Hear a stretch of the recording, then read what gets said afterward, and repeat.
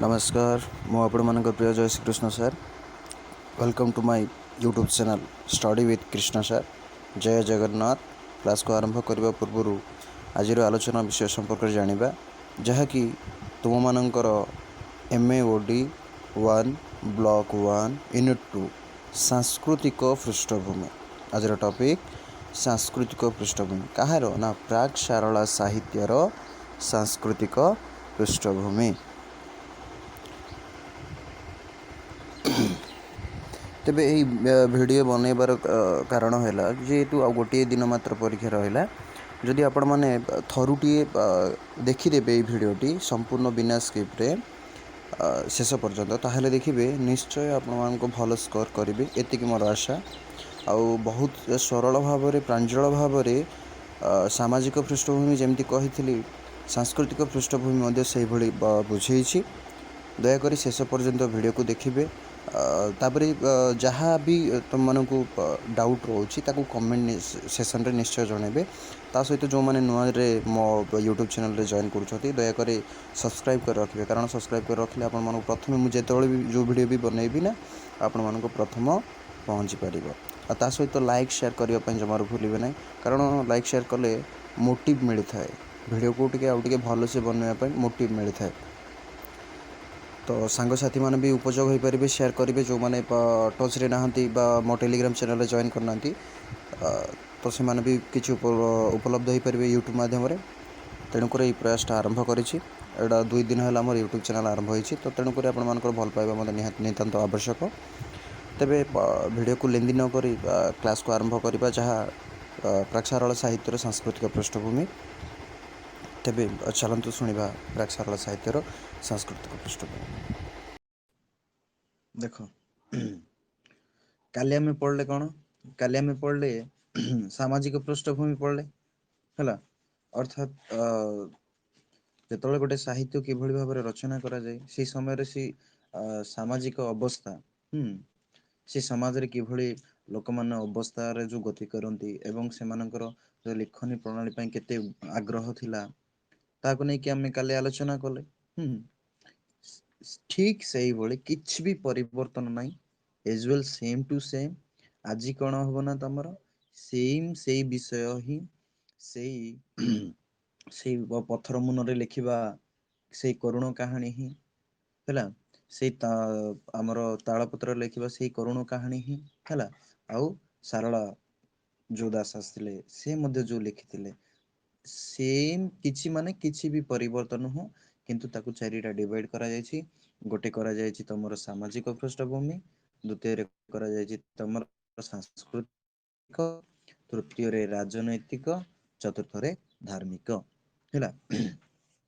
तो काली तो आम सामाजिक पृष्ठभूमि आलोचना कले जेहेतु बहुत समय हो गलानी से मु टे कट करी कहली है जो लास्ट के सारला साहित्य जो सामाजिक पृष्ठभूमि अच्छी अर्थात से समय लोक मैंने किभली ओडिशार जनमानस मैंने किभली बंचुले तार संपर्क तुम बुक रिडिंग कले भी जानीदेव किसी एत भी हार्ड नुह है जेहेतु काली लाइन बाइज लाइन पढ़ाई कहला आज से पढ़े लाइन वाइज लाइन पढ़ेबा टाइम टेकिंग नो हैला किछ असुविधा नहीं किंतु देखिबा तुम मान पेशेंस केते हैला आ को जिंसटा तुम बुझी पारछ हैला।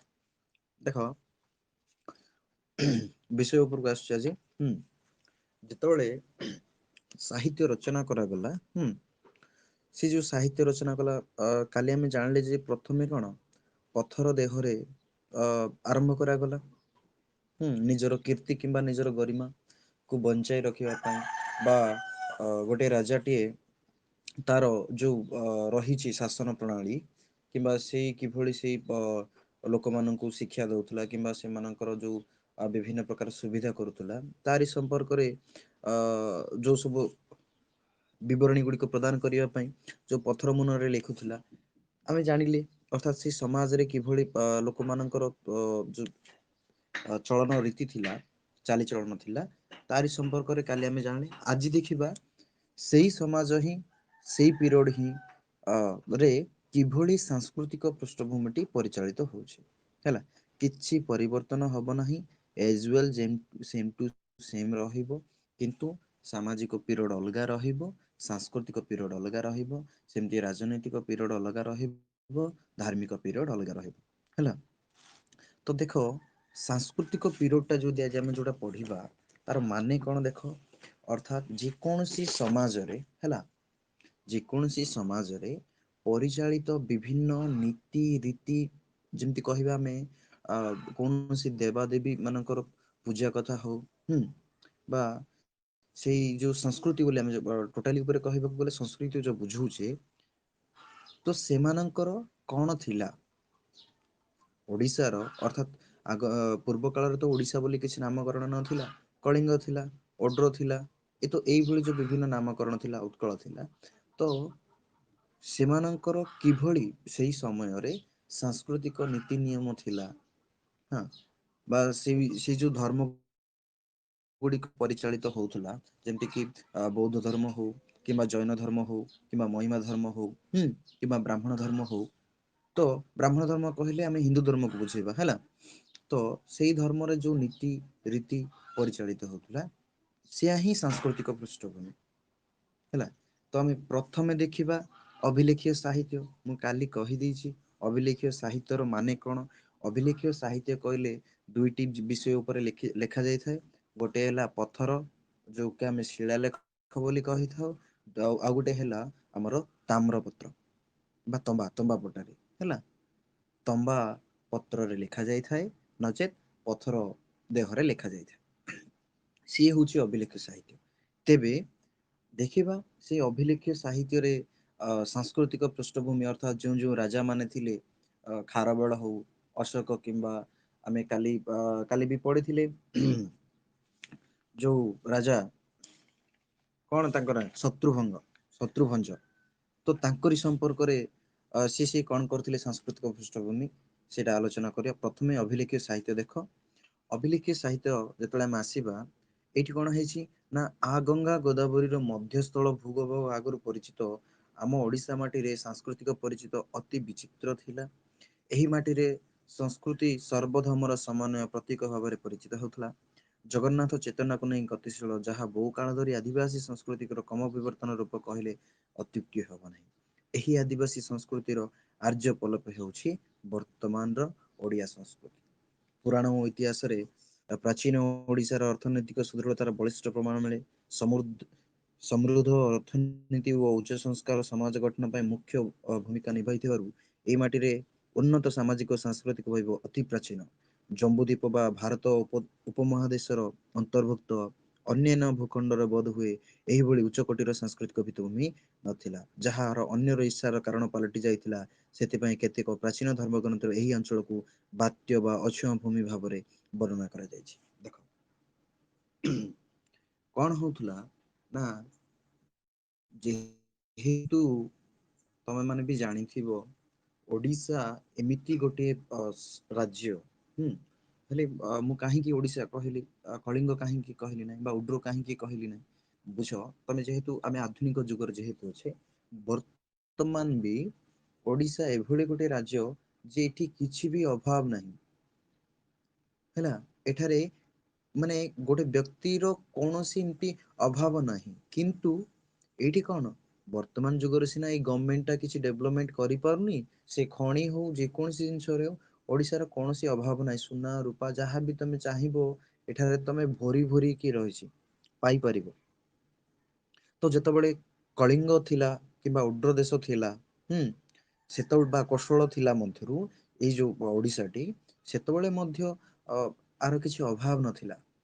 ଯାହା ଦ୍ୱାରା କି ଅଲଗା ରାଜ୍ୟ ଗୁଡ଼ାକ, ଅର୍ଥାତ୍ ସେମାନେ କ'ଣ କରୁଥିଲେ ନା, ଈର୍ଷା କରୁଥିଲେ। ଈର୍ଷା କରିକି କ'ଣ ବୋଲି କହୁଥିଲେ ନା, ଏଇଟା ଗୋଟେ ପାପ ସ୍ଥାନ। କାହିଁକି ପାପ ସ୍ଥାନ କାହିଁକି କୁହାଗଲା ନା, ଏଠାରେ ଦେଖ ପ୍ରତ୍ୟେକ ବର୍ଷ ବନ୍ୟା, ମରୁଡ଼ି, ବାତ୍ୟା ଆସୁଛି।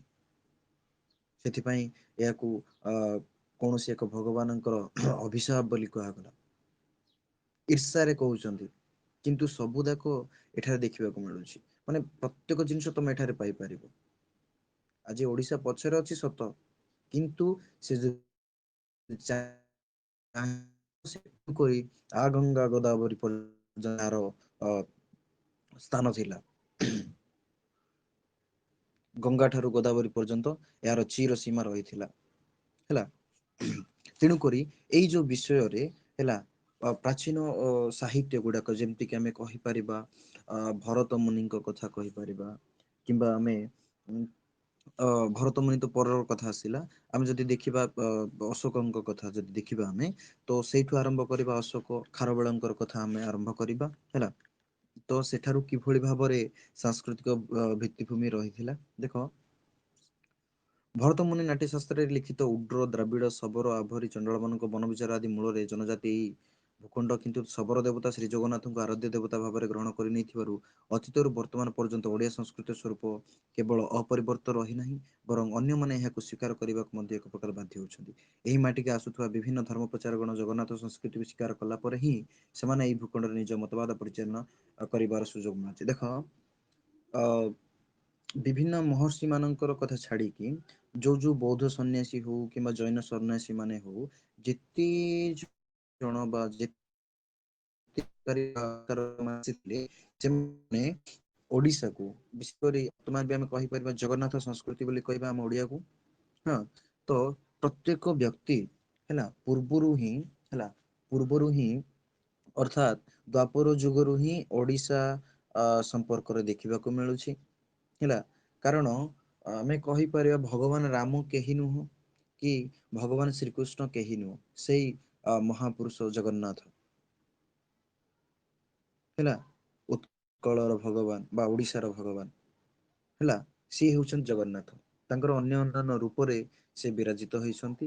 ତ ଏଇଠି କୁହାଯାଉଛି ଶଙ୍କରାଚାର୍ଯ୍ୟ ରାମାନୁଜ ବା ଯେତେ ବି ନାନକ ବାବର କବିର ଯିଏ ବି ଆସିଲେ ସେମାନେ ଜଗନ୍ନାଥଙ୍କୁ ଗ୍ରହଣ କରିଛନ୍ତି। ଓଡିଶାକୁ ଯେତେ ଜଣ ଆସିଛନ୍ତି, ସେ ଶ୍ରୀ ଚୈତନ୍ୟ ବି ହଉ ସମସ୍ତେ ଜଗନ୍ନାଥକୁ ଗ୍ରହଣ କରିଛନ୍ତି। ଏବଂ ଜଗନ୍ନାଥକୁ ଯେତେବେଳେ ସେମାନେ ଗ୍ରହଣ କରିଛନ୍ତି ସେଇଠାରୁ ହିଁ ନିଜର ମତବାଦ ମାନେ ପ୍ରଚାର କରିଛନ୍ତି। ଜଗନ୍ନାଥଙ୍କୁ ଗ୍ରହଣ ନ କଲା ପର୍ଯ୍ୟନ୍ତ ନିଜର ମତବାଦ ଏଠାରେ ପ୍ରଚାର କରିପାରି ନାହାନ୍ତି। ତ ସାଂସ୍କୃତିକ ପୃଷ୍ଠଭୂମିରେ ଏଠି କହିବାର ମାନେ ହେଲା ତ ସେଇଭଳି ରହିଥିଲା ହେଲା। ଜଗନ୍ନାଥଙ୍କର ପ୍ରଭାବ ସେଇଭଳି ରହିଥିଲା ବା ଓଡିଶାର ପ୍ରଭାବ ସେଇଭଳି ରହିଥିଲା। ତ ଇଏ ତ ଗଲା ବିଭିନ୍ନ ପ୍ରକାରର ଶଙ୍କରାଚାର୍ଯ୍ୟ ରାମ। ତାପରେ ଦେଖିବା ବୌଦ୍ଧ ଧର୍ମରେ ମଧ୍ୟ ୟାର କଣ ପ୍ରଭାବ ଥିଲା ଦେଖ। ଐତିହାସିକ ତଥ୍ୟ ଅନୁସାରେ ବୌଦ୍ଧ ଯୁଗ ଅର୍ଥାତ୍ ଦ୍ଵିତୀୟ ନବୀକରଣ ଅର୍ଥାତ୍ ଖ୍ରୀଷ୍ଟପୂର୍ବ ଦଶମ ଶତାବ୍ଦୀରୁ ହେଲା ବର୍ତ୍ତମାନର ଓଡିଶା ଏକ ସମୃଦ୍ଧଶୀଳ ଭୂଖଣ୍ଡ ଭଲିକ ଏବଂ ସିଂହ କାହାଣୀ ପ୍ରମାଣ କର ଯେ ସେ ସମୟରେ ଏହି ଜାତି ସ୍ଥଳ ଓ ଜଳଭାଗରେ ସମୃଦ୍ଧ ଭୂଖଣ୍ଡ ନିପୁଣ ଥିଲା। ଅର୍ଥାତ୍ ଦେଖ ତା ପୂର୍ବରୁ ହେଲା ଖ୍ରୀଷ୍ଟ ପୂର୍ବ ଦଶମ ଶତାବ୍ଦୀ ହେଲା ଖ୍ରୀଷ୍ଟପୂର୍ବ ଦଶମ ଶତାବ୍ଦୀ ତାପରେ ପୁଣି ଯିବା ଆମେ ଖାରବେଳଙ୍କ କଥା ପୁଣି ରିଟର୍ନ ହେଲା ରିଟର୍ନ ହେଇ ଯିବା ତ ପ୍ରଥମେ ଦଶମ ଶତାବ୍ଦୀ ସମୟରେ ନା କଣ ହଉଥିଲା ଏଇ ଯୋଉ ବର୍ତ୍ତମାନ ଯୋଉ ଆମ ଓଡିଶାର ନାମ ପୂର୍ବ ଉତ୍କଳ ପୂର୍ବ କଳିଙ୍ଗ ଥିଲା ତ ବୌଦ୍ଧ ଧର୍ମରେ ଯୋଉ ବୌଦ୍ଧ ଧର୍ମ ପ୍ରଚାର କରାଯାଇଥିଲା ମୁଁ ଯୋଉଥିଲି ଯୋଉ କ୍ଲାସରେ ଥିଲେ ବୁଝେଇବେ ଆପଣ କହିବେ ସାର୍ ଆଉ ବୌଦ୍ଧ ଗୌତମ ବୁଦ୍ଧ ତ ଓଡିଶାରେ ଜନ୍ମ ଗ୍ରହଣ କରିନଥିଲେ ସେ ତ ନେପାଳରେ ଜନ୍ମ ଗ୍ରହଣ କରିଥିଲେ ନେପାଳରୁ ଆସିଥିଲେ ଲୁମ୍ବିନି ଉଦ୍ୟାନରୁ ତ ଏଇଠି ଓଡିଶାର କଥା କେମିତି କୁହାଗଲା ନାଇଁ ତ କହିବାର ମାନେ ହେଲା ଯେତିକି ବି ତାଙ୍କ ଶିଷ୍ୟତ୍ୱ ଗ୍ରହଣ କରିଥିଲେ ହଁ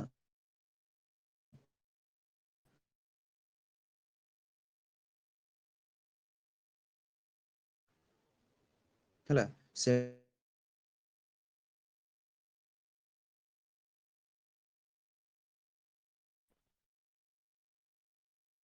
ହଉଛି ନା ଆମର ଭଏସ ବ୍ରେକ୍ ହଉଛି କି?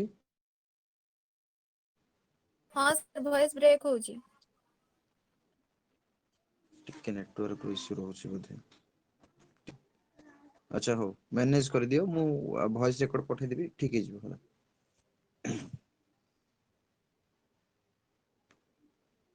ହୁଁ ଦେଖ ତ ସେଇଠି କଣ ହେଲା ନା ଆମେ ବୁଝିବା ଯେ ଗୌତମ ବୁଦ୍ଧଙ୍କର ଶିଷ୍ୟତ୍ଵ ଯୋଉମାନେ ଗ୍ରହଣ କରିଥିଲେ ସେମାନେ ଅ ଓଡିଶାର ମଧ୍ୟ କେତେକ ଥିଲେ ତ ଉଦାହରଣ ସ୍ୱରୂପ ଦୁଇ ଜଣ ହେଲେ ତପସ୍ୱୀ ଓ ଭଲ୍ଲୁକ ଯେତେବେଳେ ଗୌତମ ବୁଦ୍ଧ ଧ୍ୟାନ ହେଇକି ବସିଥିଲେ ସେଇ ସମୟ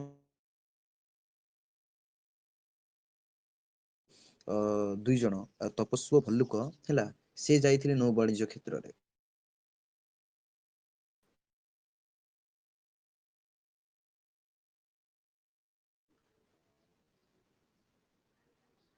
ଦେଖ ଯେକୌଣସି ରାଜ୍ୟରେ ବି ହଁ ଯେକୌଣସି ରାଜ୍ୟରେ ବି ନୌବାଣିଜ୍ୟ କେତେବେଳେ କରାଯିବ? ନୌବାଣିଜ୍ୟ ବ୍ୟବସ୍ଥା କେତେବେଳେ କରାଯିବ? ଯେତେବେଳେ ସେଇ ଦେଶ ବା ସେଇ ରାଜ୍ୟଟି ଅନୁନ୍ନତ ଥିବ ବା ଉନ୍ନତ ଥିବ, ସେମାନଙ୍କର ବାଣିଜ୍ୟ କାରବାରରେ ସେମାନେ ସିଦ୍ଧହସ୍ତ ଥିବେ, ସେଠାରେ କିଛି ସମ୍ପତ୍ତି ଭରପୁର ହେଇକି ରହିଥିବ, ତାହେଲେ ନା ସେମାନେ ଏଇଠୁ ସମ୍ପତ୍ତି ନେଇ ସେପଟେ ଅଲଗା ରାଜ୍ୟ କିମ୍ବା ଅଲଗା ଦେଶକୁ ନେଇଯିବେ, ପୁଣି ସେଇଠୁ ସମ୍ପତ୍ତି ଏଇଠିକି ଆଣିବେ। ତ ସେଇଟା କେତେବେଳେ ହବ? ଯେତେବେଳେ ଏଇ ରାଜ୍ୟ ବା ଏଇ ରାଷ୍ଟ୍ରରେ ରହିଥିବ ପରିପୂର୍ଣ୍ଣ ହେଇ।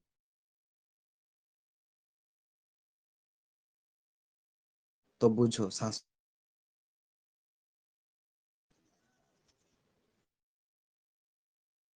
ଅର୍ଥାତ୍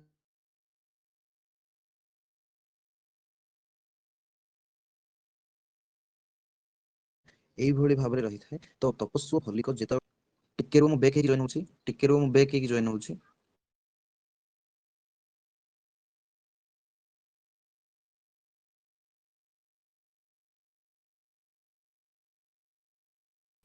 ହୁଁ ଦେଖ ଆସିଲା, ଏବେ କ୍ଲିୟର ଆସିଲା?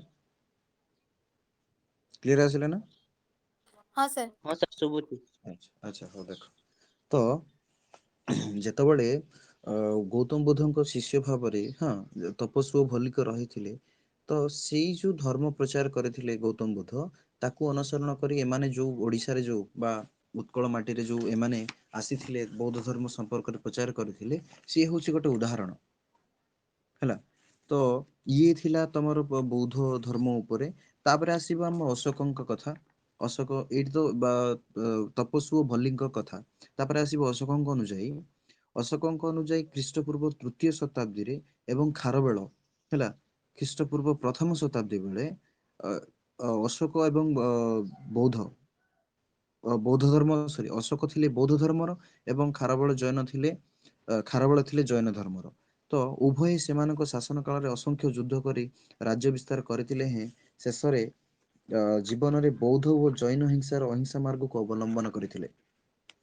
ଦେଖ ମୁଁ ତମକୁ ଏଇଟା ଠିକ ସେ କହିଦଉଛି, ଲାଇନ ବାଇଜ ଲାଇନ ପଢିଲେ ମତେ ଟିକେ ଅଡ ଅଡ ଲାଗୁଛି। ଦେଖ ଯାହା ଅଛି ମୁଁ ସେଇ ସମ୍ପର୍କରେ କହିଦଉଛି। ଦେଖ ଯେତେବେଳେ ପ୍ରଥମେ ଆମେ ଦେଖିଲେ ବୌଦ୍ଧ ଧର୍ମ କିଭଳି ଭାବରେ ପରିଚିତ ହେଲା ଓଡିଶାରେ, ଆଉ ସେଇ ସମୟର ସାଂସ୍କୃତିକ ସମୟ ଦେଖ ସାଂସ୍କୃତିକ ସମୟ କହିଲେ ବୁଝ ବିଷୟଟି ଯେ ସେଇ ସମୟର ସଂସ୍କୃତି କିଭଳି ଥିଲା ବା ସେଇଠର ଲୋକମାନେ କିଭଳି ପରିଚାଳନା କରୁଥିଲେ। ତ ପ୍ରଥମେ ବୌଦ୍ଧ ଧର୍ମରେ ମଧ୍ୟ ଯେହେତୁ ବୌଦ୍ଧ ଧର୍ମ ଓଡିଶାକୁ ଆସିଥିଲା ବା ଏଇ ଉତ୍କଳ ବା ଏଇ କଳିଙ୍ଗକୁ ଆସିଥିଲା, ସେ ତା ପୂର୍ବରୁ ଅଶୋକ ଥିଲେ, ଅଶୋକ ଖାରବେଳ ମଧ୍ୟ ଥିଲେ। ତ ସେମାନେ ମଧ୍ୟ ଯେତେବେଳେ ସାଂସ୍କୃତିକ କଥା ଯେହେତୁ ଆସୁଛି, ଯୋଉ ତାଙ୍କର ଶିଳା ଲେଖରେ ହେଲା ସେଇ ସମୟରେ କିଭଳି ଥିଲା ତାହା ମଧ୍ୟ ସେ ଲେଖିଛନ୍ତି ସେଇ ପଥରର ଶିଳା ଲେଖରେ ହେଲା। ପଥରର ଶିଳାଲେଖରେ ସେମାନେ ମଧ୍ୟ ସେ ସଂସ୍କୃତି ପିରିୟଡ ତାହା ମଧ୍ୟ ସେ ଲେଖିଛନ୍ତି ଖାରବେଳ ହେଲା। ହଁ ଦେଖ ମୁଁ କହୁଛି ସେଗୁଡାକ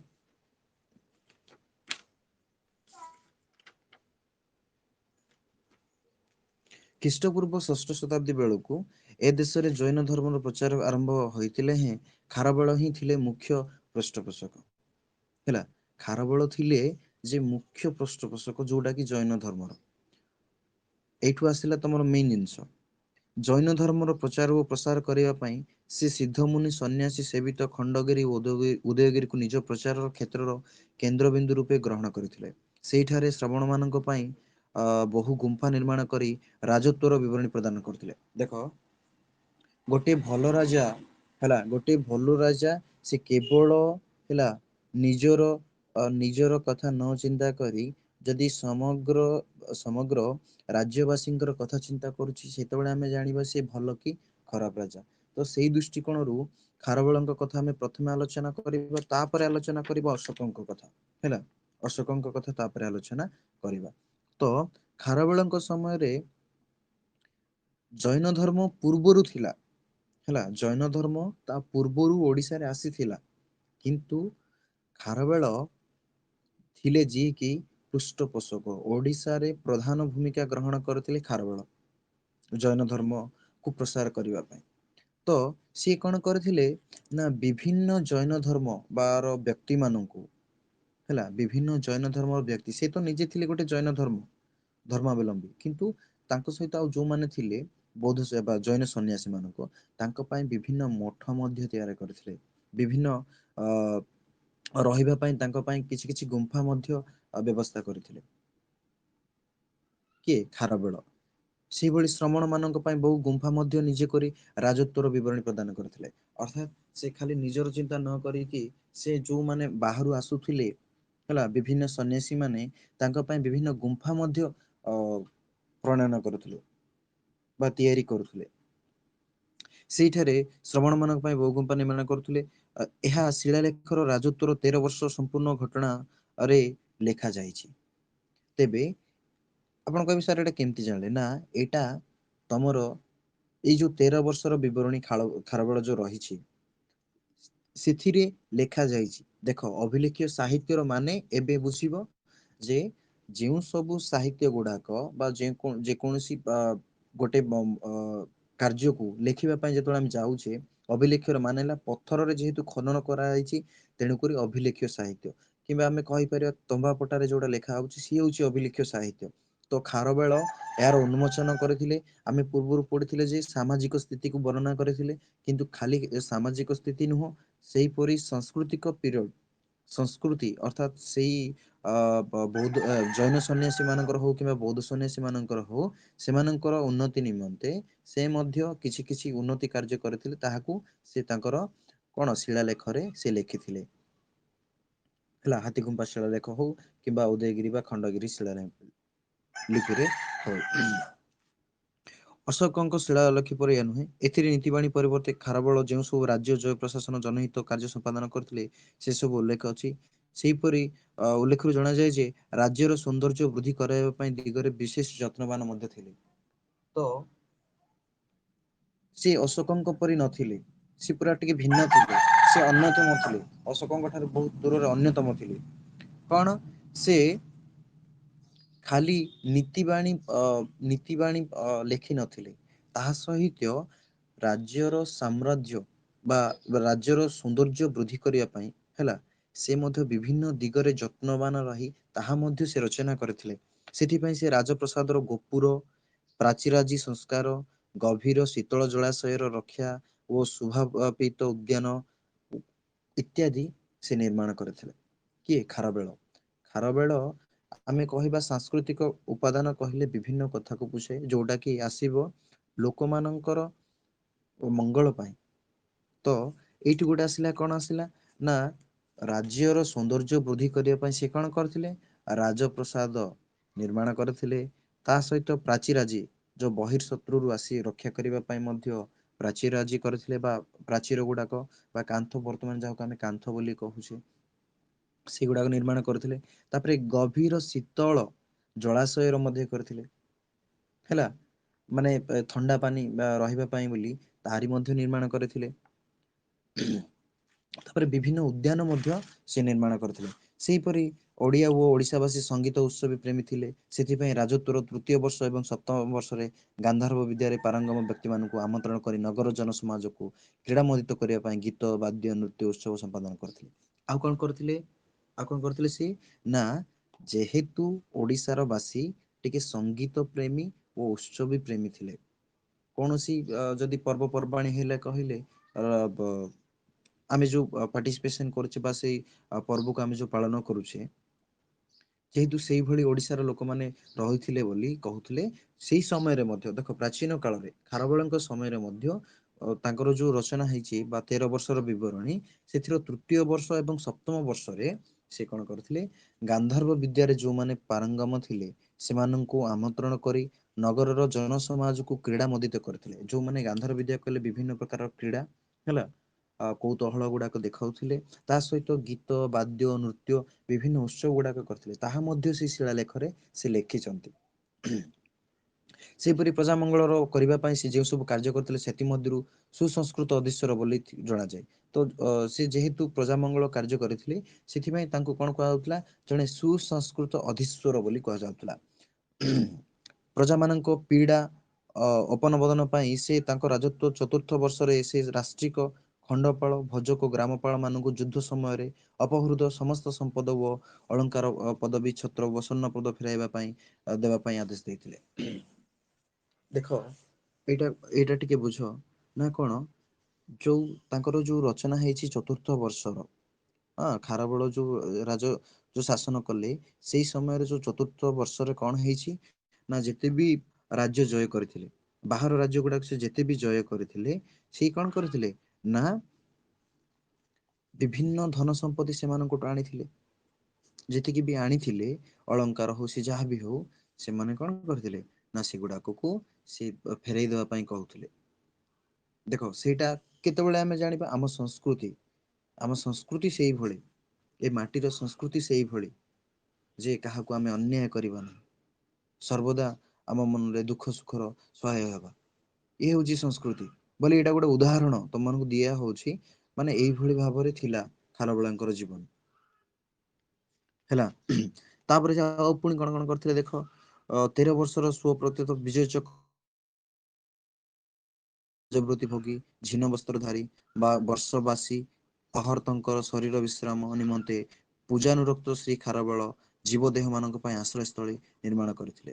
ଆଉ ଆଉ ସିଏ କଣ କଣ କରିଥିଲେ ଦେଖ, ଯୋଉମାନେ କି ବର୍ଷ ବର୍ଷ ଧରି ତପସ୍ୟା କରୁଥିଲେ ସେମାନଙ୍କ ପାଇଁ ମଧ୍ୟ ବିଭିନ୍ନ ସ୍ଥାନରେ ପର୍ବତ ପାହାଡ ଗୁଡାକରେ ମଧ୍ୟ ବିଭିନ୍ନ ଉଦ୍ୟାନ ମାନ କରୁଥିଲେ, ଆଶ୍ରୟସ୍ଥଳୀ ଯାହାକୁ ଆମେ କହିବା।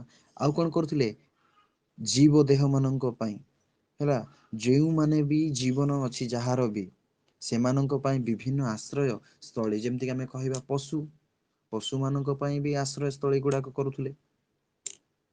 ହେଲା, ଏମିତି ବିଭିନ୍ନ। ତାପରେ କଣ କରୁଥିଲେ ଦେଖ,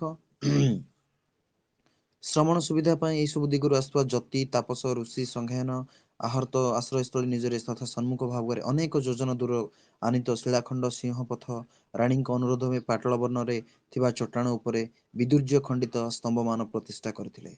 ତା ସହିତ ଯୋଉମାନେ ଯତି ତାପସ ଋଷି ଏମାନେ ଆସୁଥିଲେ, ସେମାନଙ୍କ ପାଇଁ ମଧ୍ୟ ପାଟଳ ବର୍ଣ୍ଣର ଚଟାଣ ନିର୍ମାଣ କରୁଥିଲେ। ସେମାନେ ତ ତଳେ ବସିବେନି ନା, ଗୋଟେ ଆମେ ଘରକୁ ଗୋଟେ ଗେଷ୍ଟ ଯୋଉମାନେ ବି ଆସନ୍ତି, ଆମେ କଣ ତାଙ୍କୁ ତଳେ ବସେଇବା ପାଇଁ ଦଉ, ସୋଫା ପକେଇବା ପାଇଁ ଦଉ, ସୋଫାରେ ବସିବା ପାଇଁ କହୁ। ହଁ, ତ ସେଇଭଳି ତାଙ୍କ ପାଇଁ କରିଥିଲେ। ତେଣୁ ଖାରବେଳଙ୍କ ପରି ଓଡିଶାର ଯେତେ ବି ରାଜା କରିଛନ୍ତି, ପ୍ରାୟ ସମସ୍ତେ ସବୁ ଧର୍ମକୁ ସମ୍ମାନ ଦେଇଛନ୍ତି। ପ୍ରଜାବତ୍ସଳ ହୋଇ ଜନହିତ କାର୍ଯ୍ୟରେ ମନୋନିବେଶ କରିଛନ୍ତି। ସେମାନେ କର୍ମ ଓ ଆଚରଣ ପ୍ରଜାମାନଙ୍କ ଆଦର୍ଶରେ ହେବାକୁ ଚାହିଁଛନ୍ତି। ତ ଯେହେତୁ ଖାରବେଳ ଜୈନ ଧର୍ମର ଗୁରୁତ୍ୱକୁ ବୁଝିଥିଲେ ଏବଂ ସିଏ ମୂଳଦୁଆ ସ୍ଥାପନ କରିଥିଲେ, ପରବର୍ତ୍ତୀ ସମୟରେ ଯେତେ ବି ରାଜା ମାନେ ଆସିଲେ ସେମାନେ ମଧ୍ୟ ଉଦ୍ୟମ କରିଛନ୍ତି ଯେ ଆମେ କିଭଳି ଆମ ସଂସ୍କୃତିକୁ ଆମେ ଡେଭଲପମେଣ୍ଟ କରିବା। ସେଥିପାଇଁ ସଂସ୍କୃତିକୁ ଡେଭଲପମେଣ୍ଟ କରିବା ପାଇଁ ବିଭିନ୍ନ ମନ୍ଦିର ମଠ ମାନ ମଧ୍ୟ ନିର୍ମାଣ କରିଛନ୍ତି। ହେଲା, ବିଭିନ୍ନ ମଠ ମନ୍ଦିର ମାନ ମଧ୍ୟ ସେମାନେ ନିର୍ମାଣ କରିଛନ୍ତି। ତ ସେଇ ଯୋଉ ନିର୍ମାଣ କରିବା ପ୍ରସ୍ତୁତି ହଉଛି, ଏଇ ଯୋଉ ଆମର ରହିଲା ଶିଳାଲେଖ, ସେଥିରେ ସେ ବର୍ଣ୍ଣନା କରିଛନ୍ତି। ଖାରବେଳଙ୍କ ପରେ ଯୋଉମାନେ ବି ଆସିଲେ, ଅର୍ଥାତ ଆମେ କହିପାରିବା ଶତ୍ରୁଭଞ୍ଜ ରାଜା ତୃତୀୟ ଶତାବ୍ଦୀର, ହଁ, ଆଉ ଆଉ ରହିଲେ ଆମର ଜଣେ ଦଣ୍ଡି ମହାଦେବୀ ନାମକ ଗୋଟେ ରାଜା, ସେ ଆସିଲେ, ସେ ମଧ୍ୟ କିଛି କିଛି ବିଭିନ୍ନ ସାଂସ୍କୃତିକ କାର୍ଯ୍ୟକ୍ରମ ଗୁଡାକ କରିଛନ୍ତି, କିମ୍ବା ମଠ ମନ୍ଦିର ବିଭିନ୍ନ ପ୍ରକାର ସେ ମଧ୍ୟ ତିଆରି କରିଛନ୍ତି। ତାପରେ ଦେଖିବା, ଟିକେ ଏଇ ବିଷୟରେ ଆଉ ଟିକେ ଏଇ ଜିନିଷ ମୁଁ ଆଡ କରିଦଉଛି। ତ କହିବ ସାର୍, କାଲି ଯୋଉ ଆମେ କହିଲେ ସାମାଜିକ ସ୍ଥିତି କଥା, ସେଇଥିରୁ ଟିକେ ଜିନିଷକୁ ଏଠି ମୁଁ କହୁଛି ତୁମ ମାନଙ୍କୁ। ଦେଖ, ଏ ଯେତେ ସବୁ ଯାହାବି କରାଯାଉଥିଲା, ହଁ, ଲିଖନ ପ୍ରଣାଳୀ କିନ୍ତୁ କେତେକ ବିଦ୍ୱାନ ମାନଙ୍କ ମତରେ ବା କେତେକ ପ୍ରଫେସର ମାନଙ୍କ ମତରେ ଯୋଉମାନେ ରିସର୍ଚ୍ଚ କରୁଛନ୍ତି, ସେମାନେ ବିଶେଷ କରି କହୁଥିଲେ ଯେ ଯେତେ ଯାହା ହେଲେ ବି କଳିଙ୍ଗର ଭାଷା ଓଡିଆ ନଥିଲା। ବିଶେଷ କରି ପାଲି ଥିଲା। ହେଲା, ପାଲି ଥିଲା ବୋଲି କୁହାଯାଏ। କିନ୍ତୁ କିଛି କିଛି ଶବ୍ଦ, ହେଲା, କିଛି କିଛି ଶବ୍ଦ ମିଶ୍ରଣ ହଉଥିଲା ଓଡିଆରେ। ମୁଁ ଯେମିତି କାଲି କହିଲି ତମର କ କିମ୍ବା ଟ କିମ୍ବା ତ, ଏଗୁଡ଼ାକ କିଛି କିଛି ଓଡ଼ିଆ ଶବ୍ଦ ଦେଖିବାକୁ ମିଳୁଥିଲା। କିନ୍ତୁ ପାଲିର ଜନ୍ମ ଅନେକ ଲୋକ କୁହନ୍ତି ଯେ କଳିଙ୍ଗ ହେଉଛି ପାଲିର ଜନ୍ମ ଭାଷା ବା ଏ ଜନ୍ମ ସ୍ଥାନ। ପାଲି ଭାଷାର ଜନ୍ମ ହେଉଛି କଳିଙ୍ଗରେ। କେତେ ଲୋକ ମତ ଦିଅନ୍ତି। କାରଣ ଯେତେବେଳେ ଯେକୌଣସି ସେ ଖାରବେଳ ଯାଉ ଯେକୌଣସି ଭାଷାରେ ବି ଲେଖନ୍ତୁ ସେ ଶିଳାଲେଖରେ, କାରଣ ଓଡ଼ିଶାର ଭାଷା ଯଦି ଜଣେ ବୁଝି ନ ପାରିବ ବା ସେଇ ସମୟରେ ଯେଉଁ ଭାଷା ବି ପରିଚାଳିତ ହଉଥିବ ତାହା ଯଦି ବୁଝି ନ ପାରିବ ତାହେଲେ ସେ ଲେଖିବ କେମିତି? ତ ସେଥିରେ କିଛି କିଛି ଓଡ଼ିଆ ଶବ୍ଦ ରହୁଥିଲା, ତେଣୁକରି ତାକୁ ଓଡ଼ିଆ ଭାଷାରେ ଲିଖିତ ବୋଲି କେତେକ ବିଦ୍ୱାନ ବ୍ୟକ୍ତିମାନେ ମତ ଦେଇଥାନ୍ତି। ସେଇଭଳି ବୌଦ୍ଧ ଧର୍ମରେ ହେଲା, ବୌଦ୍ଧ ଧର୍ମରେ ମଧ୍ୟ ସେଇଭଳି, ବୌଦ୍ଧ ଧର୍ମରେ ମଧ୍ୟ ଠିକ୍ ସେଇଭଳି ହେଲା। ଏଠାରେ ମଧ୍ୟ ବହୁତ ଲୋକ ଭାବନ୍ତି ଏଠାରେ ମଧ୍ୟ ପାଲି ଭାଷାରେ ଲେଖା ହଉଥିଲା। କେତେକ ମତ ଦିଅନ୍ତି ପାଲି ଭାଷାରେ ଏଇଟା ଓଡ଼ିଆ ଭାଷା ନୁହଁ, ପାଲି ଭାଷାରେ ଲେଖା ହଉଥିଲା। ଯେତେ ସବୁ ଉନ୍ନତି ମାନ କାର୍ଯ୍ୟ କରାଯାଉଥିଲା ବୋଲି କୁହାଯାଉଛି। ପରବର୍ତ୍ତୀ ସମୟରେ ତାର ମଧ୍ୟ ସଲ୍ୟୁସନ ବାହାର କରାଯାଇଛି। ଯୋଉ ଗୌତମ ବୁଦ୍ଧ ଥିଲେ, ଯେତେବେଳେ ସେ ଯୋଉ ଭଲ୍ଲୁକ ଏବଂ ତପସ୍ୱୀ ଥିଲେ, ହଁ ସେଟା ଗୋଟେ ବହୁତ ମଜାଦାର ଷ୍ଟୋରି ଅଛି। ଯେତେବେଳେ ସେମାନେ ଥିଲେ, ସେମାନେ ଯେତେବେଳେ ଗୌତମ ବୁଦ୍ଧଙ୍କୁ ଦେଖିଲେ ହେଲା, ଗୌତମ ବୁଦ୍ଧକୁ ଦେଖିଲେ ସେ ତାଙ୍କ ସହିତ କଥା ହେଇଥିଲେ। କଥା ହେଇକି ଯେହେତୁ ଗୌତମ ବୁଦ୍ଧଙ୍କ ଭାଷା ଅଲଗା, ୟାଙ୍କ ଭାଷା ଅଲଗା, ତ ବୁଝି ପାରୁନଥିଲେ। କିନ୍ତୁ ତାଙ୍କୁ କଣ କରିଥିଲେ ନା କିଛି ଉପହାର ଦେଇଥିଲେ। 8 ଆଙ୍ଗୁଳି ଆମର ଯୋଉ ଚୁଟି, ତାହାକୁ ଉପହାର ଦେଇଥିଲେ।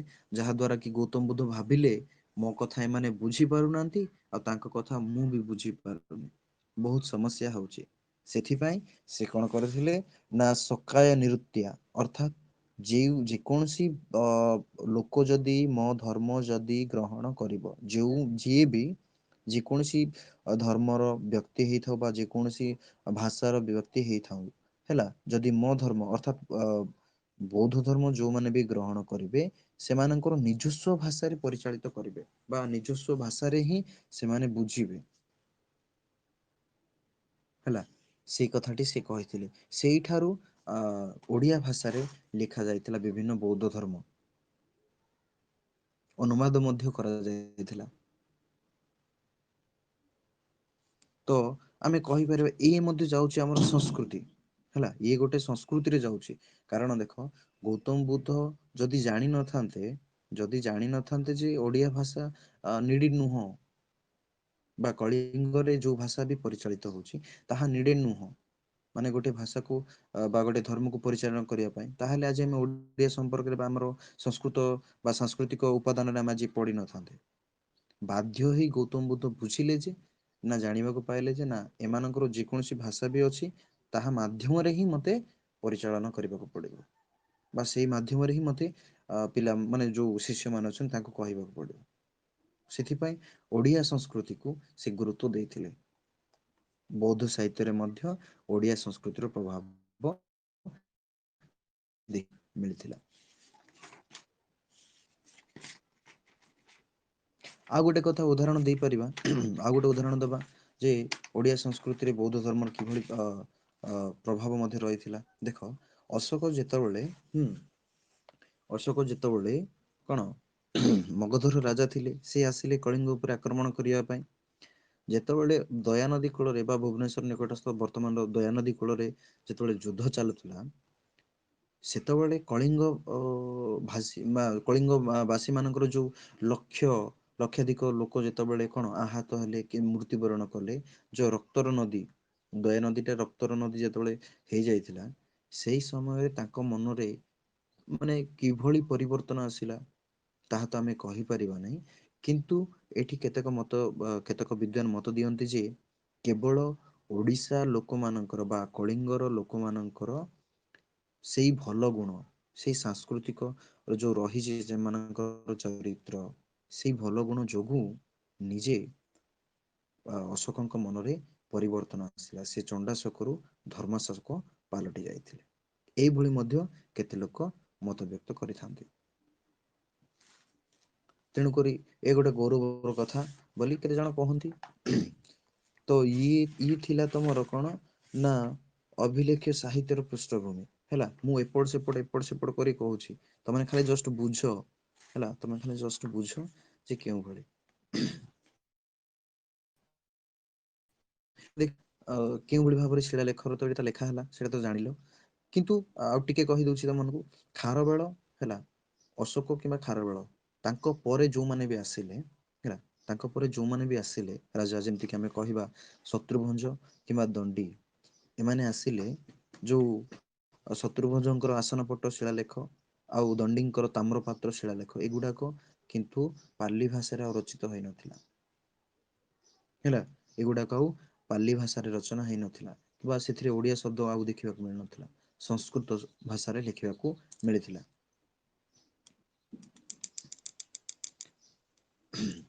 ତାପରେ ଦେଖିବା ତାଳପତ୍ର ସାହିତ୍ୟର ସାଂସ୍କୃତିକ ପୃଷ୍ଠଭୂମି ଦେଖ। ଏଇଠି କଣ ନା ଖାରବେଳ ବୃହତ କଳିଙ୍ଗ ରାଜା ହୁଏନ୍ସା ଆଗମନ ବେଳେ ଉଡ୍ର, ଅର୍ଥାତ୍ ଉଡ୍ର କହିଲେ କାହାକୁ ବୁଝେଇବା ସେଇ ସମୟରେ ମହାନଦୀ ଓ ସୁବର୍ଣ୍ଣରେଖା ନଦୀ ମଧ୍ୟରୁ ବାଲେଶ୍ଵର, କଟକ, ସମ୍ବଲପୁର, ମେଦିନୀପୁର, ଏଇ ଚାରୋଟି ହେଲା, ଏଇ ଚାରୋଟି ସହର ବର୍ତ୍ତମାନର, ତାକୁ କୁହାଯାଉଥିଲା ଉଡ୍ର। ଲେଖିଦେବ, ଯଦି ଲେଖିଦିଅ ନହେଲେ ଅଣ୍ଡରଲାଇନ କରିଦିଅ, ମାନେ ତମେ ଜାଣିବା ପାଇଁ। ଉଡ୍ର କହିଲେ ମହାନଦୀ ଏବଂ ସୁବର୍ଣ୍ଣରେଖା ନଦୀ ମଧ୍ୟରୁ ବାଲେଶ୍ଵର, କଟକ, ସମ୍ବଲପୁର, ମେଦିନୀପୁର। ଉତ୍କଳ କାହାକୁ ବୁଝଉଥିଲା? ନା ଉତ୍କଳ ବୁଝଉଥିଲା ମେଦିନୀପୁରର କାସାଇ ନଦୀରୁ ରାଞ୍ଚି ନିକଟସ୍ଥ ଲାହୋର ଡେଗା ଏବଂ ଛତିଶଗଡର ସୁରଗୁଜା ମଧ୍ୟସ୍ଥ ଅଞ୍ଚଳ। ଦେଖ କେତେ ଦୂର ପର୍ଯ୍ୟନ୍ତ ଥିଲା ଆର ସୀମା। ସେହିପରି କଳିଙ୍ଗ କାହାକୁ ବୁଝଉଥିଲା? ନା ଚିଲିକା ଠାରୁ ଗୋଦାବରୀ ପର୍ଯ୍ୟନ୍ତ। ଗୋଦାବରୀ କହିଲେ ବର୍ତ୍ତମାନ ଯୋଉଟା କି ଆନ୍ଧ୍ରପ୍ରଦେଶରେ ଅଛି। ହୁଁ। ସେଇଭଳି କଙ୍ଗଦ କହିଲେ କାହାକୁ ବୁଝଉଥିଲା? ଉଡ୍ର ଏବଂ କଳିଙ୍ଗର ମଧ୍ୟସ୍ଥ ଅଞ୍ଚଳକୁ, ଯାହା ଏଇ ଯୋଉ ରହିଲା ଉଡ୍ର କହିଲେ ବାଲେଶ୍ଵର, କଟକ, ସମ୍ବଲପୁର, ମେଦିନୀପୁର, ଏବଂ କଳିଙ୍ଗ କହିଲେ ଆମେ ବୁଝିବା ଚିଲିକା ଠାରୁ ଗୋଦାବରୀ, ଏଇ ଯୋଉ ମଧ୍ୟବର୍ତ୍ତୀ ଅଞ୍ଚଳରେ ଆକୁ କୁହାଯାଉଥିଲା କଙ୍ଗଦ। ତାପରେ ରହିଲା କୋଶଳ। ବର୍ତ୍ତମାନ ଯୋଉ କୋଶଳ ଅଛି, ଯୋଉ କୋଶଳ କହିଲେ କାହାର? ଛତିଶଗଡର ରାୟପୁର, ବିଳାସପୁର, ସୁରଗୁଜା, ସାରଙ୍ଗଗଡ, ବସ୍ତର, ଏତିକି ହେଲା କୋଶଳ ହେଲା। ଏସବୁ ହେଲା କୋଶଳ। ତେବେ ଓଡିଶା କାହାକୁ କୁହାଯାଉଥିଲା ସେଇ ସମୟରେ? ଓଡିଶା କେବଳ ସମ୍ବଲପୁର ଅଞ୍ଚଳ ଏବଂ ଦକ୍ଷିଣ ଭାଗରେ, କେବଳ ଯେ କେବଳ ସମ୍ବଲପୁର ଅଞ୍ଚଳକୁ ବୁଝାଉଥିଲା। ହୁଁ, ଏଇଭଳି ଭାବରେ ଥିଲା। ତ ଏଇ ଯୋଉ ସମୟରେ ଏଇ ଯୋଉ ଦେଖ ପ୍ରଥମେ ଉଡ୍ର ଆସିଲା, ଉଡ୍ର ପରେ ଆମର ଆସିଲା ଉତ୍କଳ, ଉତ୍କଳ ପରେ କଙ୍ଗଦ, ଏଗୁଡାକ ଯେତେବେଳେ ଆସିଲା, କୌଶଳ ଏସବୁ ଆସିଲା, ଓଡିଶା ବି ଆସିଲା, ତ ସେଠାରେ ବିଭିନ୍ନ ରାଜା ମାନେ ଶାସନ କରୁଥିଲେ ହେଲା। ବିଭିନ୍ନ ରାଜା ମାନେ ଶାସନ କରୁଥିଲେ, ଯେମିତିକି ଆମେ କହିବା କୋଉ କୋଉ ବଂଶ ଦେଖ, ମାଠର ବଂଶ ବା ମରାଠୀ ବଂଶ ବୋଲି ଆମେ କହିପାରିବା। ସେମିତି ଶଳୋଦଦ୍ଭବ ବଂଶ ଆସିଲେ, ତାପରେ ଆସିଲେ ଗଙ୍ଗବଂଶ। ହୁଁ, ଏଇ ଯୋଉ ଆସିଲେ ବିଭିନ୍ନ ବଂଶର ରାଜା ମାନେ, ଏମାନଙ୍କର ବିଭିନ୍ନ ଧର୍ମ ଏକ ଥିଲେ ମଧ୍ୟ ଇଷ୍ଟ ଦେବ ଅଲଗା ଅଲଗା ଥିଲେ। ମାନେ ବିଭିନ୍ନ ରାଜା ଆସିଲେ ହେଲା, ମାଠର ବଂଶ ବା ମରାଠୀ ବଂଶ, ଶଳୋଦଦ୍ଭବ ବଂଶ, ଗଙ୍ଗ ବଂଶ ହେଲା, ଏମିତି ଆସିଲେ, ବିଭିନ୍ନ ବଂଶର ରାଜା ମାନେ ଆସିଲେ ମଧ୍ୟ ଧର୍ମ ଗୋଟେ ଥିଲେ ମଧ୍ୟ ସେମାନଙ୍କର ଯୋଉ ଆମେ କହିବା ଇଷ୍ଟ ଦେବ ବା ଉପାସକ ଅଲଗା ଅଲଗା ଥିଲେ। ଏ ବେଶୀ ସାଂସ୍କୃତିକ କଥା ଏଠି ମନେ ରଖ, ଗୋଟେ ଗୋଟେ ଲାଇନରେ କହୁଛି ହଁ ବୁଝ। ପ୍ରଥମେ ଦେଖିବା, ପ୍ରଥମେ ଦେଖିବା ଦେଖ,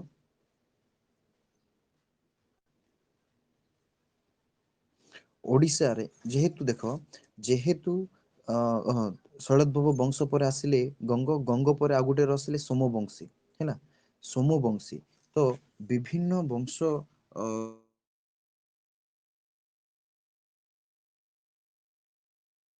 ରାଜା ମାନେ ଆସିଲେ ଯେହେତୁ, ଆରାଧ୍ୟ ଦେବତା ମାନେ ଅଲଗା ଅଲଗା ଯେହେତୁ ଥିଲେ, ତ କଣ ହଉଥିଲା, ବିଭିନ୍ନ ମନ୍ଦିର ମାନ ନିର୍ମାଣ କରିବାକୁ ପଡୁଥିଲା ହେଲା।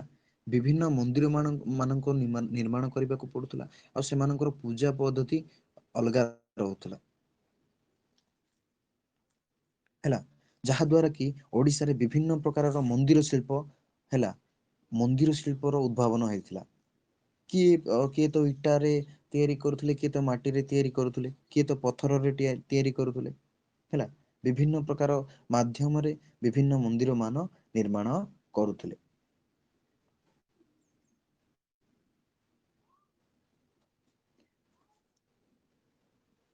ଉଡ୍ରର ଯୋଉ ଭୂମିକର ବଂଶ ଥିଲେ, ପ୍ରଥମ 5 ଜଣ ରାଜା ବୌଦ୍ଧ ଧର୍ମୀ ଥିଲା ପରିବର୍ତ୍ତେ ରାଜାଗଣ ଶୈବ ଏବଂ ଶାକ୍ତ ଧର୍ମ ପ୍ରତି ଅନୁରକ୍ତ ଥିଲେ। ଯୋଉ ଉଡ୍ର ମାନେ ଥିଲେ, ଟିକେ ଗୋଟେ ସେକେଣ୍ଡ ଲାଇନ, ଆମ ବାବା ଫୋନ କଲେ ଟିକେ। ହୁଁ। ଯୋଉ ବି ଓଡ୍ର ମାନେ ଥିଲେ ହେଲା, ଯୋଉ ଉଡ୍ରର ରାଜା ମାନେ ଥିଲେ, ଯୋଉ 5 ଜଣ ରାଜା ଥିଲେ, ସେମାନେ ବିଶେଷ କରି ବୌଦ୍ଧ ଧର୍ମୀ ଥିଲେ ହେଲା। ବୌଦ୍ଧ ଧର୍ମୀ ଥିଲେ ସତ୍ତ୍ୱେ ସେମାନେ କଣ ଶୈବ ଏବଂ ଶାକ୍ତ ଧର୍ମ ପ୍ରତି ଆସକ୍ତି ହଉଥିଲେ। ଏବଂ 4ଟି ଶକ୍ତିଶାଳୀ ବଂଶ ସପ୍ତମରୁ ଦଶମ ଶତାବ୍ଦୀ ମଧ୍ୟରେ ଓଡ଼ିଶାର ଶାସନ ବାହନ ଗ୍ରହଣ କରି ଧାର୍ମିକ, ସାମାଜିକ, ଅର୍ଥନୈତିକ କ୍ଷେତ୍ରରେ ବ୍ୟାପକ ପରିବର୍ତ୍ତନ ଆଣିଥିଲା। ବିଶେଷ କରି ଧାର୍ମିକ ଆଚରଣ, ସାମାଜିକ ଚିନ୍ତାଧାରା ବୈପ୍ଳବିକ ପରିବର୍ତ୍ତନ ଆଣିଥିବାରୁ ଭୂମିକର ବଂଶ ଶାସନ ସମୟରେ ପ୍ରାଚୀନ କଳିଙ୍ଗ ଅଞ୍ଚଳରେ ସମସ୍ତ ଧାର୍ମିକ ଭେଦଭାବ ସତ୍ତ୍ୱେ ରାଷ୍ଟ୍ରରେ ପରିଣତ ହେବା ଫଳରେ ରାଜଧର୍ମ ଭାବେ ଗୃହୀତ ହେଲା। ବୌଦ୍ଧ ଧର୍ମର ଚରମ ବିକାଶ ଘଟିଲା। ତାପରେ ଆସିଲେ ଭୂମିକର ବଂଶ ହେଲା। ଭୂମିକର ବଂଶ ଆସିଲେ ଇଏ କଣ କଲେ ନା, ଆଉ ସେ ଶାକ୍ତ ଏବଂ ଶୈବ ଧର୍ମକୁ ଗୁରୁତ୍ୱକୁ ଛାଡି ଦେଇକି ଇଏ ଆସିଲେ ବୌଦ୍ଧ ଧର୍ମ ଉପରେ ହେଲା। ବୌଦ୍ଧ ଧର୍ମ ଉପରେ ଗୁରୁତ୍ୱ ଲାଭ କଲେ, ଯାହା ଦ୍ୱାରା କି ସମଗ୍ର ସେଇ ଅଞ୍ଚଳରେ ବା ଭାରତ ବର୍ଷରେ ବୌଦ୍ଧ ଧର୍ମ ଖୁବ ଚାଲିଲା। ଏହି ସମୟ ବେଳକୁ ଉତ୍ତର ଭାରତରେ ବୌଦ୍ଧ ଧର୍ମ ବିରୋଧୀ ଅଭିଯାନ ଚାଲିଥିଲା। ରାଜପୃଷ୍ଠଗତ ପାଇଁ ନିଜର ଅସ୍ତିତ୍ୱ ରକ୍ଷା କରିବା ପାଇଁ ସମସ୍ତେ ହେଇଥିଲେ। ତାପରେ ପାଇଁ ବହୁତ ଲୋକ ବି ଦେଖ, ଅ ଆମେ ଗୋଟିଏ ଧର୍ମ ହେଲା, ଆମର ଧର୍ମ ଥିଲା ହିନ୍ଦୁ ଧର୍ମ। କିନ୍ତୁ ହିନ୍ଦୁ ଧର୍ମ ଯେତେବେଳେ ଥିଲା, ହିନ୍ଦୁ ଧର୍ମ ଉପରେ ଆମେ କହିବା ଶିଖ ଧର୍ମ କାହିଁକି ପରିଚାଳିତ ହେଲା ବା ଶୈବ ଧର୍ମ କାହିଁକି ବାହାରିଲା, ଶାକ୍ତ ଧର୍ମ କାହିଁକି ବାହାରିଲା, ମହିମା ଧର୍ମ କାହିଁକି ବାହାରିଲା। ସବୁ ଯେତେ ବି ଧର୍ମ ବାହାରୁଛି, ସବୁ ବିଶେଷ କରି ଗୋଟେ ଖ୍ରୀଷ୍ଟ ଧର୍ମକୁ ଛାଡି ହେଲା, ଆଉ ବୌଦ୍ଧ ଧର୍ମ ସେପାରେଟ, ଆଉ ରହିଲା ଜୈନ ଧର୍ମ ସେପାରେଟ। ଏମାନଙ୍କୁ ଛାଡି ଦେଇ ହେଲା, ବାକି ଯେତେ ବି ସବୁ ଧର୍ମ ଅଛନ୍ତି ସମସ୍ତେ ବିଶେଷ କରି ହିନ୍ଦୁ ଦେବତା ମାନଙ୍କୁ ହିଁ ପୂଜା କରନ୍ତି। ଶୈବରେ ଆସିବେ ଶିବଙ୍କୁ, ଶାକ୍ତରେ ଆସିବେ ବିଷ୍ଣୁଙ୍କୁ, ବୈଷ୍ଣବ ଧର୍ମରେ ମଧ୍ୟ ବିଷ୍ଣୁଙ୍କୁ ଆସିବ ହେଲା। ତ ବିଷ୍ଣୁ କଣ ହିନ୍ଦୁ ଦେବତା ନୁହଁ କି? ଶିବ କଣ ହିନ୍ଦୁ ଦେବତା ନୁହଁ କି?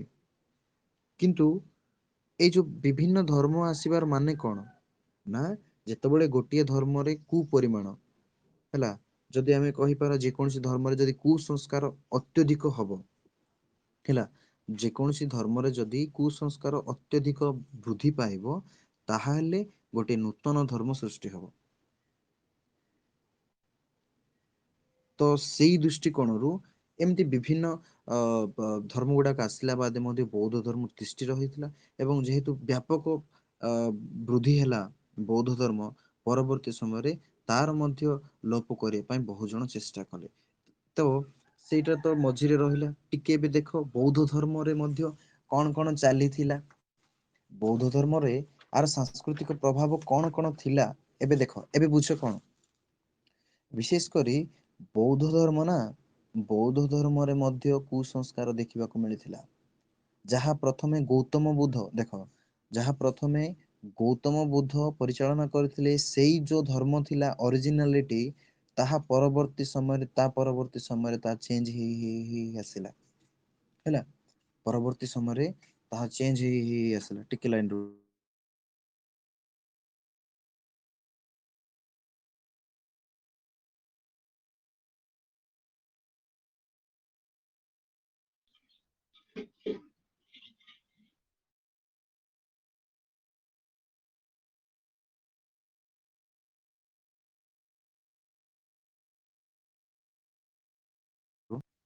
ଦେଖ, ସରି ଟିକେ ଏପଟେ ଦୋକାନ ଦବାକୁ ପଡୁଥିଲା।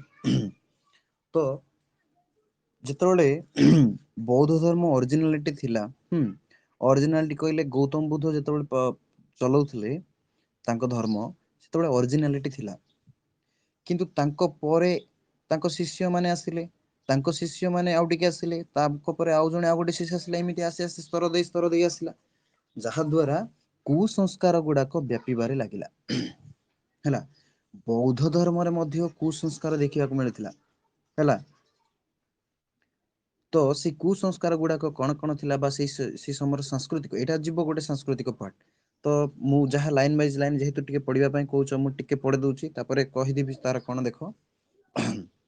ହୁଏନ୍ସା ଯେତେବେଳେ ଆସିଥିଲେ ମହାଯାନ ବୌଦ୍ଧ ଧର୍ମିଲ ମୁଖ୍ୟ ପ୍ରଚାର ସ୍ଥଳୀ ପାଲଟି ଯାଇଥିଲା।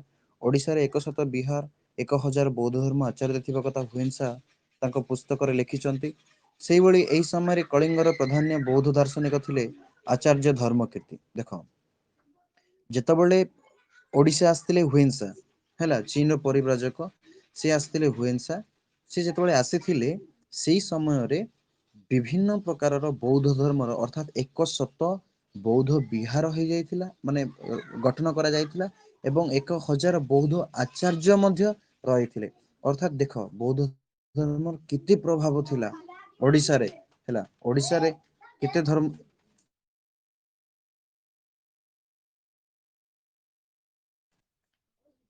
ହେଲା ତ କେତେ ଜଣ ରହୁଥିଲେ। ତାପରେ କୋରାପୁଟ ଜିଲ୍ଲାର ସେଇଭଳି ଜଗମୁଣ୍ଡା ପାହାଡ଼ ଶିଖରରେ ଥିବା ନୀଳକଣ୍ଠେଶ୍ୱର ମନ୍ଦିର କାନ୍ଥରେ ଆଚାର୍ଯ୍ୟ ଧର୍ମକୀର୍ତ୍ତିଙ୍କ ଦ୍ୱାରା ଖୋଦିତ ଅଭିଲେଖରୁ ଜଣାପଡ଼େ ଯେ ଏଠାରେ ଏକ ବୌଦ୍ଧ ବିହାର ମଧ୍ୟ ଥିଲା।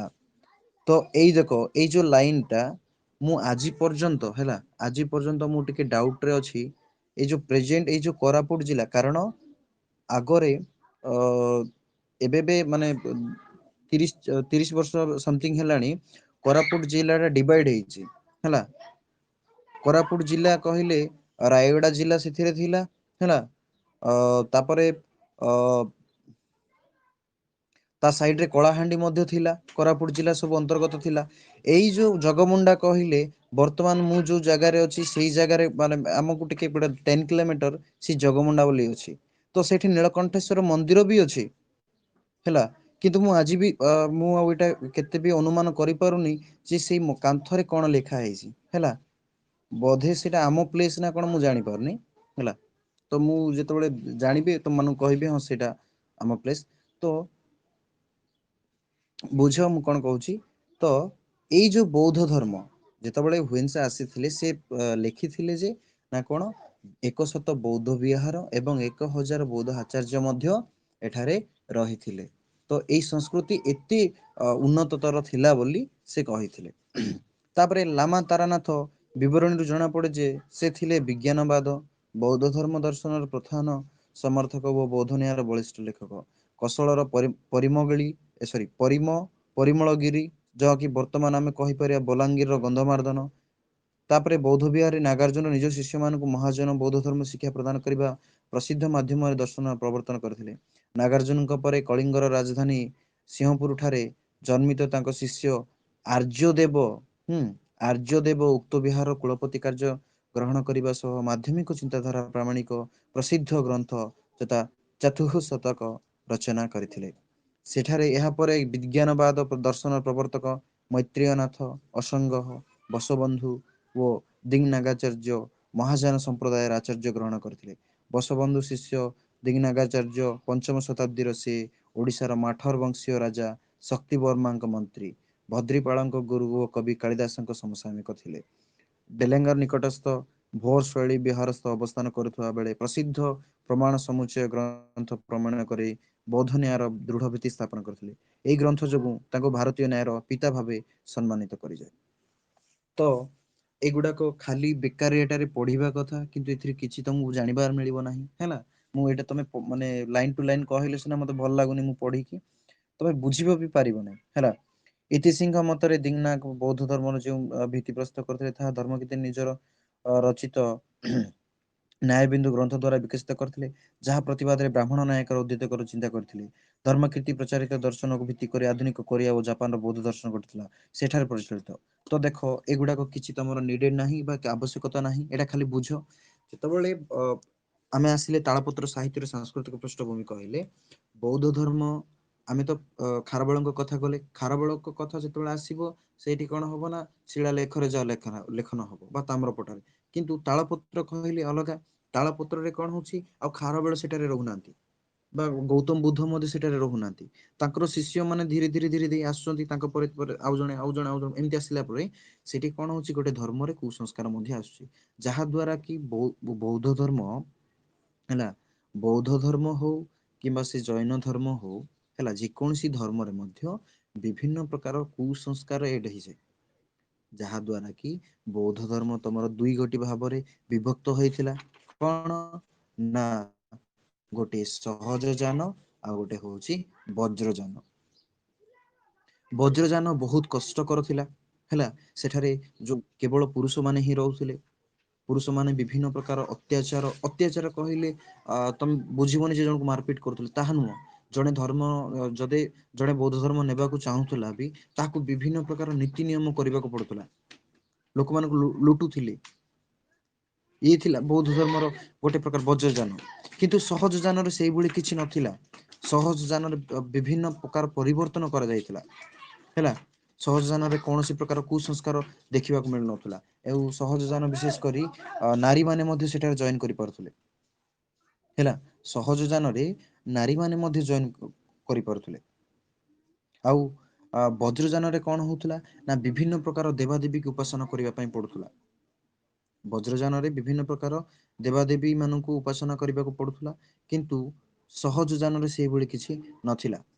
ଏବଂ ବଜ୍ରଯାନରେ ଧର୍ମ କଷ୍ଟ ସାଧନା, ବ୍ରତ ଉପବାସ, ସାନ ଶୌଚ ବିଧି ଆଉ ଅନାବଶ୍ୟକ ଥିଲା। ଅର୍ଥାତ ଏ ଯୋଉ ଦେଖ ବିଭିନ୍ନ ଧର୍ମ, ମୁଁ ଯୋଉ କହିଲି ଧର୍ମ ଗ୍ରହଣ କରିବାକୁ ହେଲେ ସେମାନଙ୍କୁ କଣ କରିବାକୁ ପଡିବ? ବିଭିନ୍ନ ନୀତି ପୂଜା ପଦ୍ଧତି କରିବାକୁ ପଡୁଥିଲା। ତାହା କିଛି ନିଡେଡ ନଥିଲା।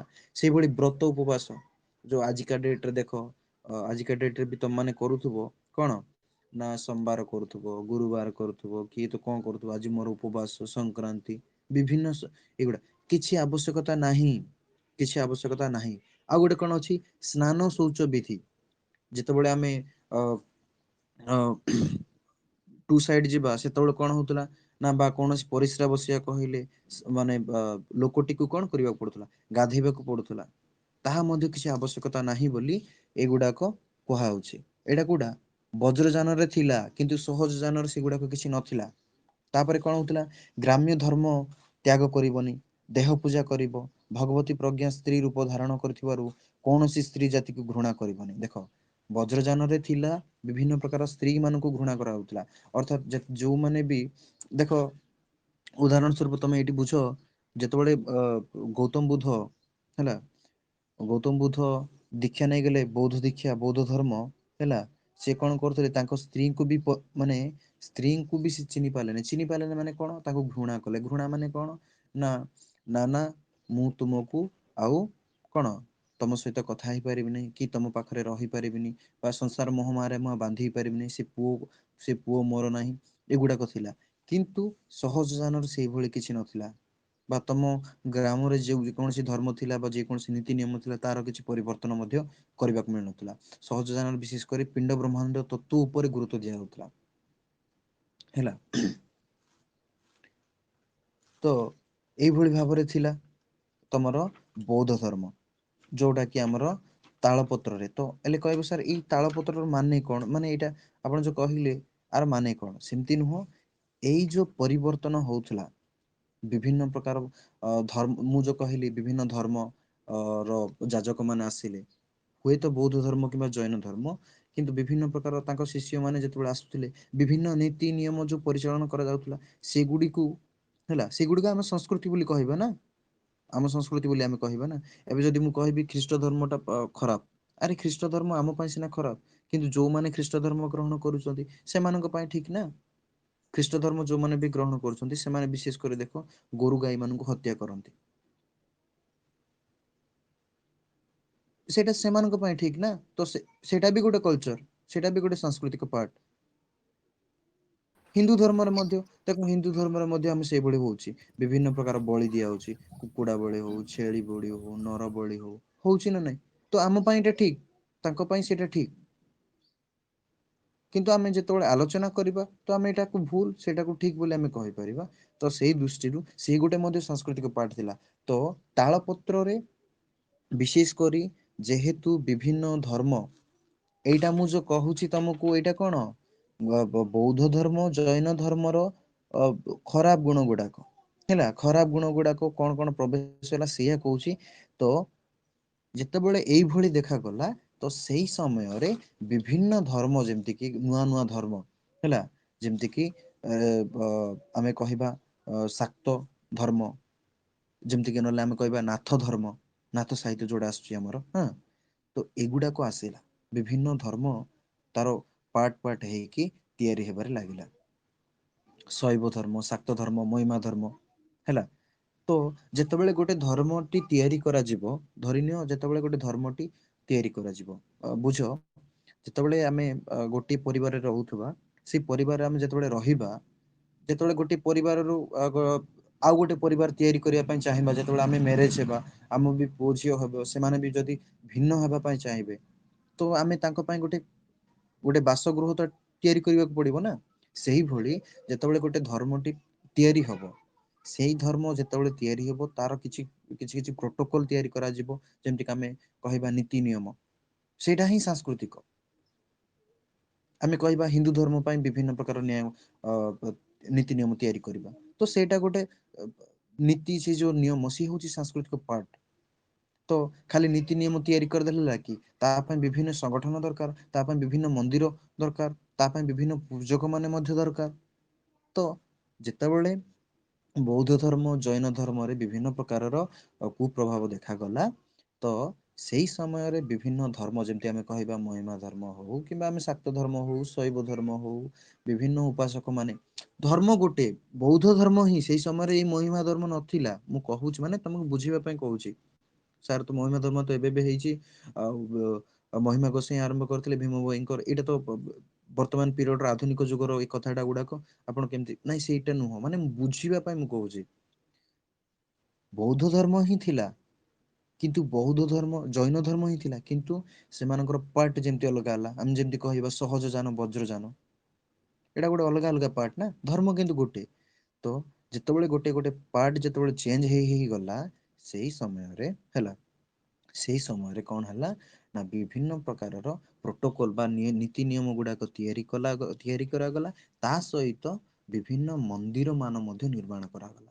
ମନ୍ଦିର ମାନ ନିର୍ମାଣ କରିବା ପାଇଁ ବିଭିନ୍ନ ତାଳ ପତ୍ରର ଯୋଉ, କାଲି ଯୋଉ ଆମେ ପଢିଥିଲେ, ସେଇ ତାଳପତ୍ର ସାହିତ୍ୟରେ ଯୋଉ ଚିତ୍ର, ମନ୍ଦିର ତିଆରି କରିବା ପାଇଁ ଆକୃତି, ତାହା ତିଆରି କରାଗଲା। ଖାଲି ମନ୍ଦିର ତିଆରି କରିବା ପାଇଁ ନୁହଁ, ଏଇ ଧର୍ମରେ ଯେମିତିକି ଆମେ କହିବା, ଯୋଉମାନେ ବିଷ୍ଣୁ ଉପାସକ ଥିଲେ, ସେମାନଙ୍କ ପାଇଁ କଣ ଥିଲା ନା, ତୁ ବଟ ଗଛ ମୂଳରେ ଯାଇ ପାଣି ଦବୁ, ତୁ ଯାଇକି ସକାଳୁ ଉଠିବୁ, ତୁ ଏତିକି ଦିନ ତୁ ଯାଇ ଉପବାସ ରହିବୁ।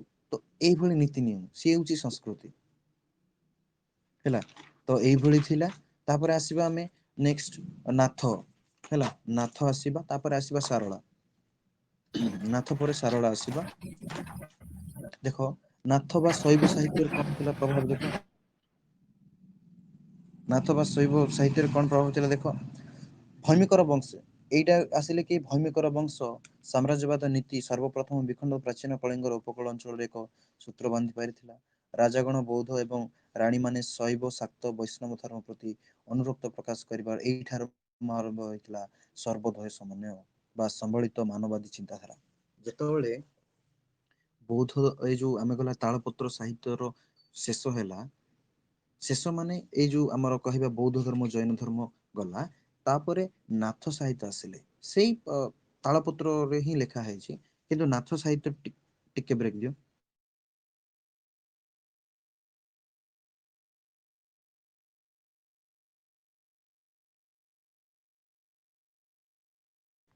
ତ କଣ ରହିଲେ ଆମେ, ଯେତେବେଳେ ଏଇ ଯୋଉ ବୌଦ୍ଧ ସାହିତ୍ୟର ଏଣ୍ଡିଙ୍ଗ ହେଲା, ତାପରେ ନାଥ ସାହିତ୍ୟ ଆସିଲା ସେଇ ତାଳପତ୍ରରେ ହିଁ। ତ ୟାର ମାନେ ଟିକେ ଦେଖିଦିଅ। ଭୂମିକର ବଂଶ, ଏହାର ସମୟ ସୀମା କେତେ ଥିଲା, ଅଷ୍ଟମରୁ ନବମ ଶତାବ୍ଦୀ। ସାମ୍ରାଜ୍ୟବାଦୀ ନୀତି ସର୍ବପ୍ରଥମେ ବିଖଣ୍ଡିତ ପ୍ରାଚୀନ କଳିଙ୍ଗ ଉପକୂଳରେ ଅଞ୍ଚଳକୁ ଏକତା ସୂତ୍ରରେ ବାନ୍ଧି ପାରିଥିଲା। ଯେତେବେଳେ ଭୂମିକର ବଂଶ ମାନ ମଧ୍ୟ ଆସିଥିଲେ, ସେଇ ସମୟରେ କଣ ହଉଥିଲା ନା, ରାଜା ମାନେ ଯେତିକି ଥିଲେ ବୌଦ୍ଧ ଧର୍ମ ଗ୍ରହଣ କରୁଥିଲେ। ଦେଖ ଏଇଠି ବୁଝ, ଏମାନେ କଣ କରୁଥିଲେ ନା, ବୌଦ୍ଧ ଧର୍ମ ଗ୍ରହଣ କରୁଥିଲେ। କାହିଁକି, ପୂର୍ବରୁ ପରିଚାଳିତ ଥିଲା, ବୌଦ୍ଧ ଧର୍ମର ଏଣ୍ଡିଙ୍ଗ ହେଇନି, କିନ୍ତୁ ତାର ନୀତି ନିୟମ ଗୁଡାକ ଅଲଗା ହେଇଯାଇଥିଲା। କିନ୍ତୁ ରାଣୀ ମାନେ ଯେତିକି ଥିଲେ, ସେମାନେ ଶୈବ, ଶାକ୍ତ, ବୈଷ୍ଣବ ଧର୍ମ ପ୍ରତି ଆସକ୍ତି ହଉଥିଲେ। ଯେତିକି ବି ରାଣୀ ଥିଲେ, ହେଲେ ଗୋଟିଏ ରାଜା ଯେତେବେଳେ ଧରିନିଅ गोटे शैव धर्मर किंबा शाक्त धर्मर किंबा वैष्णव धर्मर जदि राणी की बाहा हब ताहले ता स्त्री प्रति से कौन अन्याय करि परिबो कि अन्याय करि परिबोनी तो से कौन करुला बाध्य हेई हैला बौद्ध धर्म प्रति विभिन्न जहाँ भी मठ मंदिर निर्माण करुला एवं सेई जो तांको स्त्री जो थिले शैव किंबा शाक्त धर्म ता प्रति मध्य से गुरुत्व आरोप देकी विभिन्न मठ मंदिर निर्माण करुला सेई भଳି देखा कौन कही ना तेबे एही समय रे इंद्रभूतिଙ୍କ द्वारा बौद्ध महायान पंथी वज्रयान धर्मर उन्मेष प्रचार जोगु ଏହା ମୂଳପିଣ୍ଡ ଓଡ଼ିଆ ପୀଠ ଭାବରେ ଏହି ଅଞ୍ଚଳ ସମଗ୍ର ଏସିଆ ମହାଦେଶରେ ଚିହ୍ନିତ ହେଲା ଯେତେବେଳେ ଇନ୍ଦ୍ରଭୂତି ରାଜା ଥିଲେ ଯେତେବେଳେ ବୌଦ୍ଧ ମହାଯାନ ପନ୍ଥୀ ନାମକ ବଜ୍ରଯାନ ଯେତେବେଳେ ଦେଖ କାହିଁକି ସେ ଯେତେବେଳେ ବାହା ହେଇଛନ୍ତି ତାଙ୍କ ସ୍ତ୍ରୀ ଗୁଡାକ କଣ ଥିଲେ ଅର୍ଥାତ୍ ସେ ଶୈବ ଧର୍ମର କିମ୍ବା ଶାକ୍ତ ଧର୍ମ କିମ୍ବା ବୈଷ୍ଣବ ଧର୍ମର ଥିଲେ କିନ୍ତୁ ଯେତେବେଳେ ବିଭିନ୍ନ ରାଜା ମାନେ କେବଳ ବୌଦ୍ଧ ଧର୍ମ ଗ୍ରହଣ କରୁଥିଲେ ରାଣୀ ମାନେ ଯେତେବେଳେ ବିଭିନ୍ନ ଧର୍ମ ଗ୍ରହଣ କରୁଥିଲେ ଯେହେତୁ ପରସ୍ପର ବିବାହ କରୁଥିଲେ ଯାହା ଦ୍ୱାରା କଣ ହଉଥିଲା ଗୋଟେ ଉତ୍ତମ ପରିବେଶ ସୃଷ୍ଟି ହଉଥିଲା ଆଉ ସେଠାରେ କୌଣସି ଭେଦଭାବ ରହୁନଥିଲା ତ ଇନ୍ଦ୍ରଭୂତି ରାଜାଙ୍କର ଗୋଟେ ଉଦାହରଣ ଏଠି ଦେଇଛି ବୌଦ୍ଧ ମହାଯାନ ପନ୍ଥୀ ବଜ୍ରଯାନ ଯେତେବେଳେ ଗୋଟେ ଧର୍ମ ଉନ୍ମେଷ କରାଗଲା ସେଇଠାରୁ ଓଡ଼ିଆ ମାନଙ୍କର ଗୁରୁତ୍ୱପୂର୍ଣ୍ଣ ଯୋଉ ସଂସ୍କୃତି ହେଲା ଗୁରୁତ୍ୱପୂର୍ଣ୍ଣ ଭୂମିକା ଆସିଥିଲା ଆଉ ସମଗ୍ର ମହାଦେଶରେ ପରିଚିତ ହେଲା ଓଡ଼ିଆ ମାନଙ୍କର ସ୍ପେଶାଲ ସେମାନେ ଗୋଟେ ସ୍ପେଶାଲ ଭାବରେ ପରିଚିତ ହେଲେ ତାପରେ ସୋମବଂଶୀ ଗଙ୍ଗବଶୀ ସୂର୍ଯ୍ୟବଂଶୀ ଏମାନେ ଆସିଲେ ଏବଂ ଏମାନେ ଆସି ଓଡ଼ିଆ ବା ଓଡ୍ର ବା ଉତ୍କଳର ନାମକୁ ରୋଶନ କରିଥିଲେ ଭୂମିକର ଶାସକ ଗଣ 200 ବର୍ଷ ଧରି ସମଗ୍ର ଉପକୂଳ ଓଡ଼ିଶାରେ ନିର୍ବିଚ୍ଛିନ୍ନ ଭାବରେ ଶାସନ କରିବାର ଓଡ଼ିଆ ସଂସ୍କୃତି ଓ ବାଣିଜ୍ୟ ବିକାଶ ଚରମ ସୀମାରେ ପହଞ୍ଚିଥିଲା ଏହି ସମୟରେ ରତ୍ନଗିରି ଲଳିତଗିରି ଉଦୟଗିରି ଭୁବନେଶ୍ୱର ମାର୍କଣ୍ଡେଶ୍ୱର ମନ୍ଦିର ଶ୍ରୀଶ୍ୱର ମନ୍ଦିର ପରଶୁରାମେଶ୍ୱର ମନ୍ଦିର ବୋଇତାଳ ମନ୍ଦିର ନିର୍ମାଣ କରି ଏକାଧାରରେ ବୌଦ୍ଧ ଶୈବ ଶାକ୍ତ ଧର୍ମର ଉପାସକ ଭାବେ ନିଜକୁ ପ୍ରତିଷ୍ଠିତ କରିଥିଲେ ଯେ କୌଣସି ବୌଦ୍ଧ ଧର୍ମର ରାଜା ହେଲେ ମଧ୍ୟ ସେମାନେ ଯଦି ଅଲଗା ଧର୍ମର ରାଣୀ ବିବାହ କରୁଥିଲେ ତ ସେମାନେ କଣ କରୁଥିଲେ ତାଙ୍କ ପାଇଁ ଡେଡିକେସନ ମାଧ୍ୟମରେ ବିଭିନ୍ନ ମନ୍ଦିର ମାନ ନିର୍ମାଣ କରୁଥିଲେ ଉଦାହରଣ ସ୍ୱରୂପ ଯୋଉଟା ଦେଇଛି କି ତମର କଣ ଭୁବନେଶ୍ୱର ମାର୍କଣ୍ଡେଶ୍ୱର ମନ୍ଦିର ରତ୍ନଗିରି ଲଳିତଗିରି ଉଦୟଗିରି ହେଲା ଏଗୁଡାକ ନିର୍ମାଣ କରୁଥିଲେ ତାପରେ ଏହା ପୂର୍ବରୁ ଶୈଳଦ୍ଭବ ବଂଶୀ ଶାସନ ସମୟରେ ଭୁବନେଶ୍ୱରର ଲକ୍ଷ୍ମେଶ୍ୱର ଭରତେଶ୍ୱର ଶତ୍ରୁଘ୍ନେଶ୍ୱର ମନ୍ଦିର ନିର୍ମାଣ କରାଯାଇ ବୈଷ୍ଣବ ଓ ଶୈବ ଧର୍ମ ଉପରେ ସମନ୍ୱୟ ଅଣାଯାଇଥିଲା ଆଉ ବୈଷ୍ଣବ ଏବଂ ରହିଲା ଆଉ ଗୋଟେ କଣ ଆମର ଶୈବ ଧର୍ମ ସମାନ ବୋଲି ହେଲା ସମାନ କେହି କାହାକୁ ପାତର ଅନ୍ତର ନାହିଁ ବୋଲି ସେମାନେ ଦେଖେଇଥିଲେ ତେବେ ଛତିଶଗଡର ରାୟପୁର ନିକଟସ୍ଥ ଶ୍ରୀପୁର ଠାରେ ଭୈମିକର ସମାନ୍ତର ରାଜା ସାମବଂଶୀ ନିଜେ ସାମରିକ କୌଶଳ ଓ କୂଟନୀତି ବଳରେ ଦକ୍ଷିଣ କୌଶଳ ଉଡ୍ର ଉତ୍କଳ କୋଦଙ୍ଗକୁ ମିଶାଇ ଏକ ବୃହତ ସ୍ଵାଧୀନ ରାଜା ହୋଇଥିଲେ ଏବଂ ସୁପରିଚାଳନା ପୂର୍ବ ରାଜାଙ୍କ ପଦ ଅନୁସରଣ କରି ଧର୍ମର ସାହାଯ୍ୟ ନେଲେ ନାଥ ସାହିତ୍ୟରେ କଣ ହଉଛି ଦେଖ ଯେତେବେଳେ ଛତିଶଗଡର ରାୟପୁର ନିକଟସ୍ଥ ଶ୍ରୀପୁର ଠାରେ ଭୈମିକର ଶାସନ ଯୋଉମାନେ ଥିଲେ ଭୈମିକର ବଂଶର ବା ଭୈମିକର ଧର୍ମର ଯୋଉ ରାଜା ଥିଲେ ସେ କଣ କଲେ ନା ପ୍ଲାନିଂ କରିକି ସେ କଣ କରିଥିଲେ ଉଡ୍ର ଉତ୍କଳ ହେଲା ଏବଂ କଙ୍ଗଦ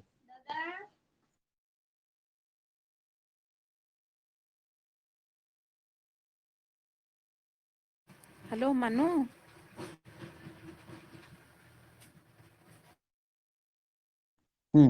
ଟିକେ ଦେଖ ତ ମଝିରେ ଟିକେ ଟିକେ ଡିଷ୍ଟର୍ବାନ୍ସ ହଉଛି କ୍ଷମା କରିବ କାହିଁକି ଏପଟେ ସେପଟେ ଆସୁଛନ୍ତି ତ ଉଡ୍ର କହିଲେ ମୁଁ ପୂର୍ବରୁ କହିଛି ଉଡ୍ର କୋଉ ଏରିଆକୁ କୁହାଯାଏ ଉଡ୍ର କହିଲେ ଆମେ ମହାନଦୀରୁ ସୁବର୍ଣ୍ଣରେଖା ନଦୀ ମଧ୍ୟ ବାଲେଶ୍ୱର କଟକ ସମ୍ବଲପୁର ମେଦିନାପୁର ସେମିତି ଉତ୍କଳ କହିଲେ ମଧ୍ୟ କହିଛି କଙ୍ଗଦ ମଧ୍ୟ କହିଛି ତ ଏଇ ସବୁକୁ ମିଶ୍ରଣ କରିକି ଏସବୁକୁ ମିଶେଇ ଦେଇ ନା କଣ କଲେ ଗୋଟେ ବୃହତ୍ତର ଦେଶ ତିଆରି କଲେ ବା ଗୋଟେ ବୃହତ୍ତର ରାଜ୍ୟ ତିଆରି କରିଦେଲେ ହେଲେ ଯେତେବେଳେ ବୃହତ୍ତର ରାଜ୍ୟ ତିଆରି କରାଗଲା ଯେତେବେଳେ ବୃହତ୍ତର ରାଜ୍ୟ ତିଆରି କରାଗଲା ଖାଲି ତିଆରି କରିଲେ ହେଇଗଲା କି ସେମାନଙ୍କର କଥା ବି ତ ବୁଝିବାକୁ ପଡିବ ନା କାରଣ ଦେଖ ସେଇ ସମୟରେ ବିଭିନ୍ନ ବଂଶର ରାଜା ଯେହେତୁ ତିନି ଚାରିଟା ଏରିଆକୁ ନେଇକି ସେଟା ତିଆରି ହେଇଛି ତ ବିଭିନ୍ନ ରାଜା ମାନେ ସେଠାରେ ଇନକ୍ଲୁଡ ହେଇଥିଲେ ଏବଂ ବିଭିନ୍ନ ଧର୍ମର ମଧ୍ୟ ରାଣୀ ମାନେ ଇନକ୍ଲୁଡ ହେଇଥିଲେ। ତ ସେମାନଙ୍କ ପାଇଁ ତ କିଛି କରିବାକୁ ପଡିବ ନା। ତମେ ସିନା ପ୍ଲାନିଂ କରିକି ସମସ୍ତଙ୍କୁ ଏକଜୁଟ କରିଦେଲ ବା ଗୋଟେ ରାଜ୍ୟ ତିଆରି କରିଦେଲ, କିନ୍ତୁ ସେମାନଙ୍କର ଯୋଉ ଧର୍ମ, ସେମାନଙ୍କର ଯୋଉ ପ୍ରଥା ପରମ୍ପରା ଅଛି ତା ପ୍ରତି ତ ଗୁରୁତ୍ୱ ଦେବାକୁ ପଡିବ ନା। ସେଇ ଦୃଷ୍ଟିରୁ କଣ କରାହେଲା ନା ସ୍ୱତନ୍ତ୍ର ଭାବରେ ତମେ ବର୍ତ୍ତମାନ ଦେଖ ଯେକୌଣସି ସ୍ଥାନରେ ଓଡିଶାରେ ହେଲା, ଯେକୌଣସି ସ୍ଥାନରେ ଓଡିଶାରେ ଯେତେ ବି ମନ୍ଦିର ତିଆରି କରାଯାଉଛି ସବୁ ଏକା ପ୍ରକାରର, ଛୋଟ ବଡ ତ ହେଇପାରେ କିନ୍ତୁ ଏକା ପ୍ରକାରର ହେଇଥାଏ। ଶିବ ମନ୍ଦିର ତମେ ଦେଖ କିମ୍ବା ଗୋଟେ ତମେ ଗାୟତ୍ରୀ ମନ୍ଦିର ବି ଦେଖ, କିମ୍ବା ତମେ କହିପାରିବ ଗୋଟେ ବିଷ୍ଣୁ ମନ୍ଦିର ଦେଖ, ଏକା ପ୍ରକାରର ସମସ୍ତଙ୍କର ଗୋଟେ ଚୂଳ ସଦୃଶ୍ୟ ରହୁଛି। କିନ୍ତୁ ତମେ ଯଦି ଆନ୍ଧ୍ରପ୍ରଦେଶ ଯିବ କିମ୍ବା ତାମିଲନାଡୁ ଯିବ, ଅଲଗା ଅଲଗା ରାଜ୍ୟ ଯଦି ଯିବ କହିଲେ ସେଠାରେ କଣ ହଉଛି ନା ସେମାନଙ୍କର ମନ୍ଦିର ପ୍ରଣାଳୀ ଗୋଟେ ଅଲଗା। ଯୋଉମାନେ ବି ଯାଇଥିବ ଦେଖିଥିବ, ନହେଲେ ସର୍ଚ୍ଚ କର, ଜଷ୍ଟ ଗୁଗୁଲରେ ସର୍ଚ୍ଚ କର ତିରୁପତି ମନ୍ଦିର, ତା ସହିତ ଜଗନ୍ନାଥ ମନ୍ଦିରକୁ ଇଏ କମ୍ପେୟାର କର, କୋଣାର୍କ ମନ୍ଦିରକୁ କମ୍ପେୟାର କର।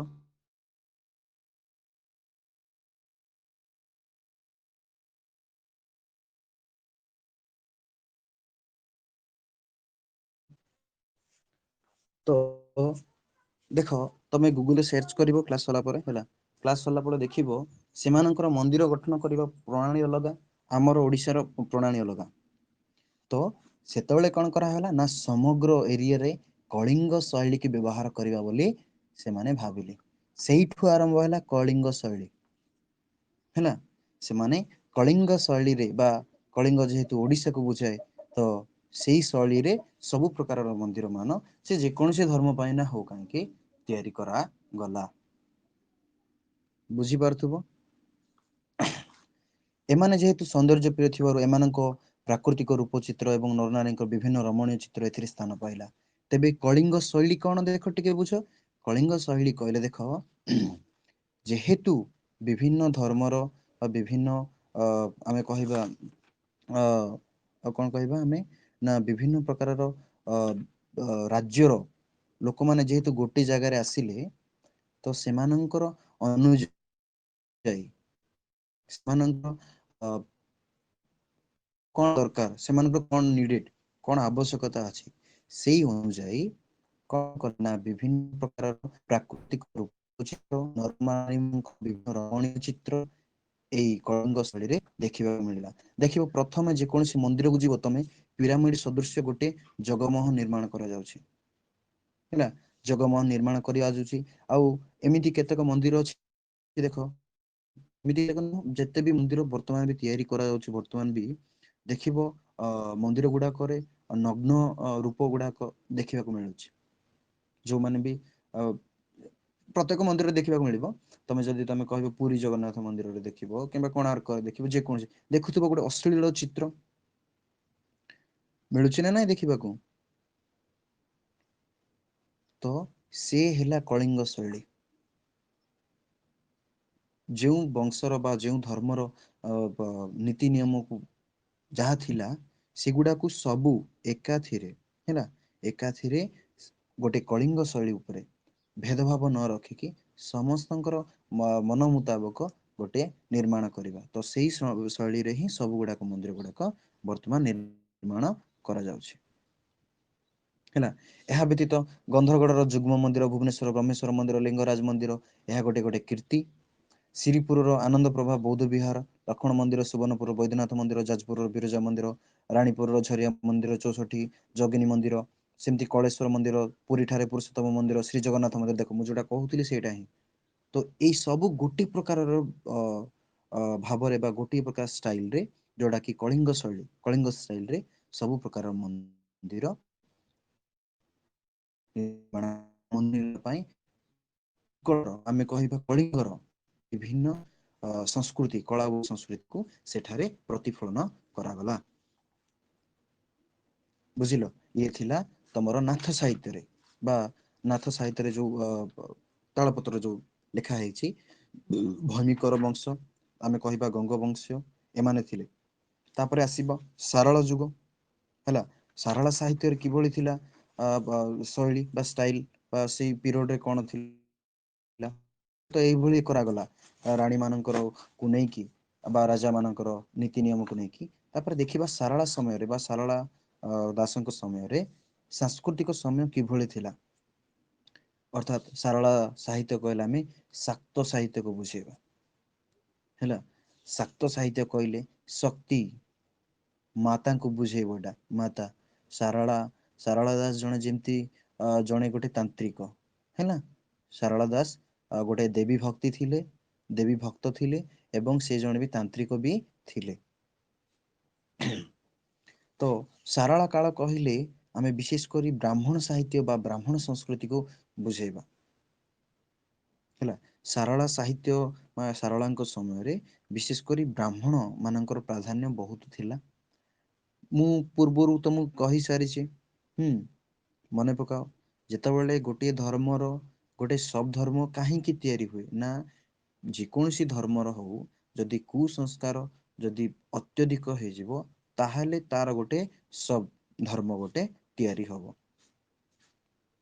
ଦେଖ ଖ୍ରୀଷ୍ଟ ଧର୍ମରେ ମଧ୍ୟ ହେଲା ତମେ ଯଦି ଦେଖିବ ଖ୍ରୀଷ୍ଟ ଧର୍ମ ମଧ୍ୟ ଗୋଟିଏ କିନ୍ତୁ ତାର ମଧ୍ୟ ପାର୍ଟ ଅଛି ହେଲା ତାର ମଧ୍ୟ ଗୋଟେ ପାର୍ଟ ଅଛି। ହଉ ଥାଉ ହେଲା ତାର ମଧ୍ୟ ଗୋଟେ ପାର୍ଟ ଅଛି। କଣ ଅଛି ବାପ୍ତିଷ୍ଟ ଗୋଟେ ଅଛି ଆଉ ଗୋଟେ କ୍ୟାଥଲିକ ଅଛି। ଜାଣିଥିବ ଶୁଣିଥିବ ଆଟଲିଷ୍ଟ ଅଛି ନା ନାଇଁ। ସେମାନଙ୍କର ନୀତି ନିୟମ ଟିକେ ଅଲଗା ଏମାନଙ୍କର ନୀତି ନିୟମ ଅଲଗା ଟିକେ କିନ୍ତୁ ଧର୍ମ ଗୋଟେ ଖ୍ରୀଷ୍ଟ ଧର୍ମ କିନ୍ତୁ ବାପ୍ତିଷ୍ଟ ଏବଂ କ୍ୟାଥଲିକ କହିକି ଅଲଗା ଅଲଗା ରହୁଛି।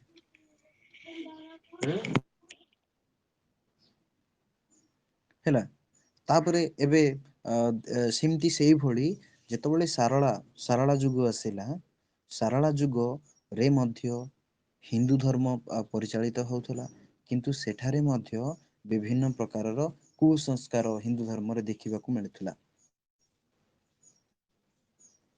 ହେଲା ତାଙ୍କ ବିରୁଦ୍ଧରେ ଅର୍ଥାତ ସେଇ ହିନ୍ଦୁ ମାନଙ୍କ ବିରୁଦ୍ଧରେ ସାରଳା ଆରମ୍ଭ କରିଥିଲେ ତାଙ୍କ ସାହିତ୍ୟ।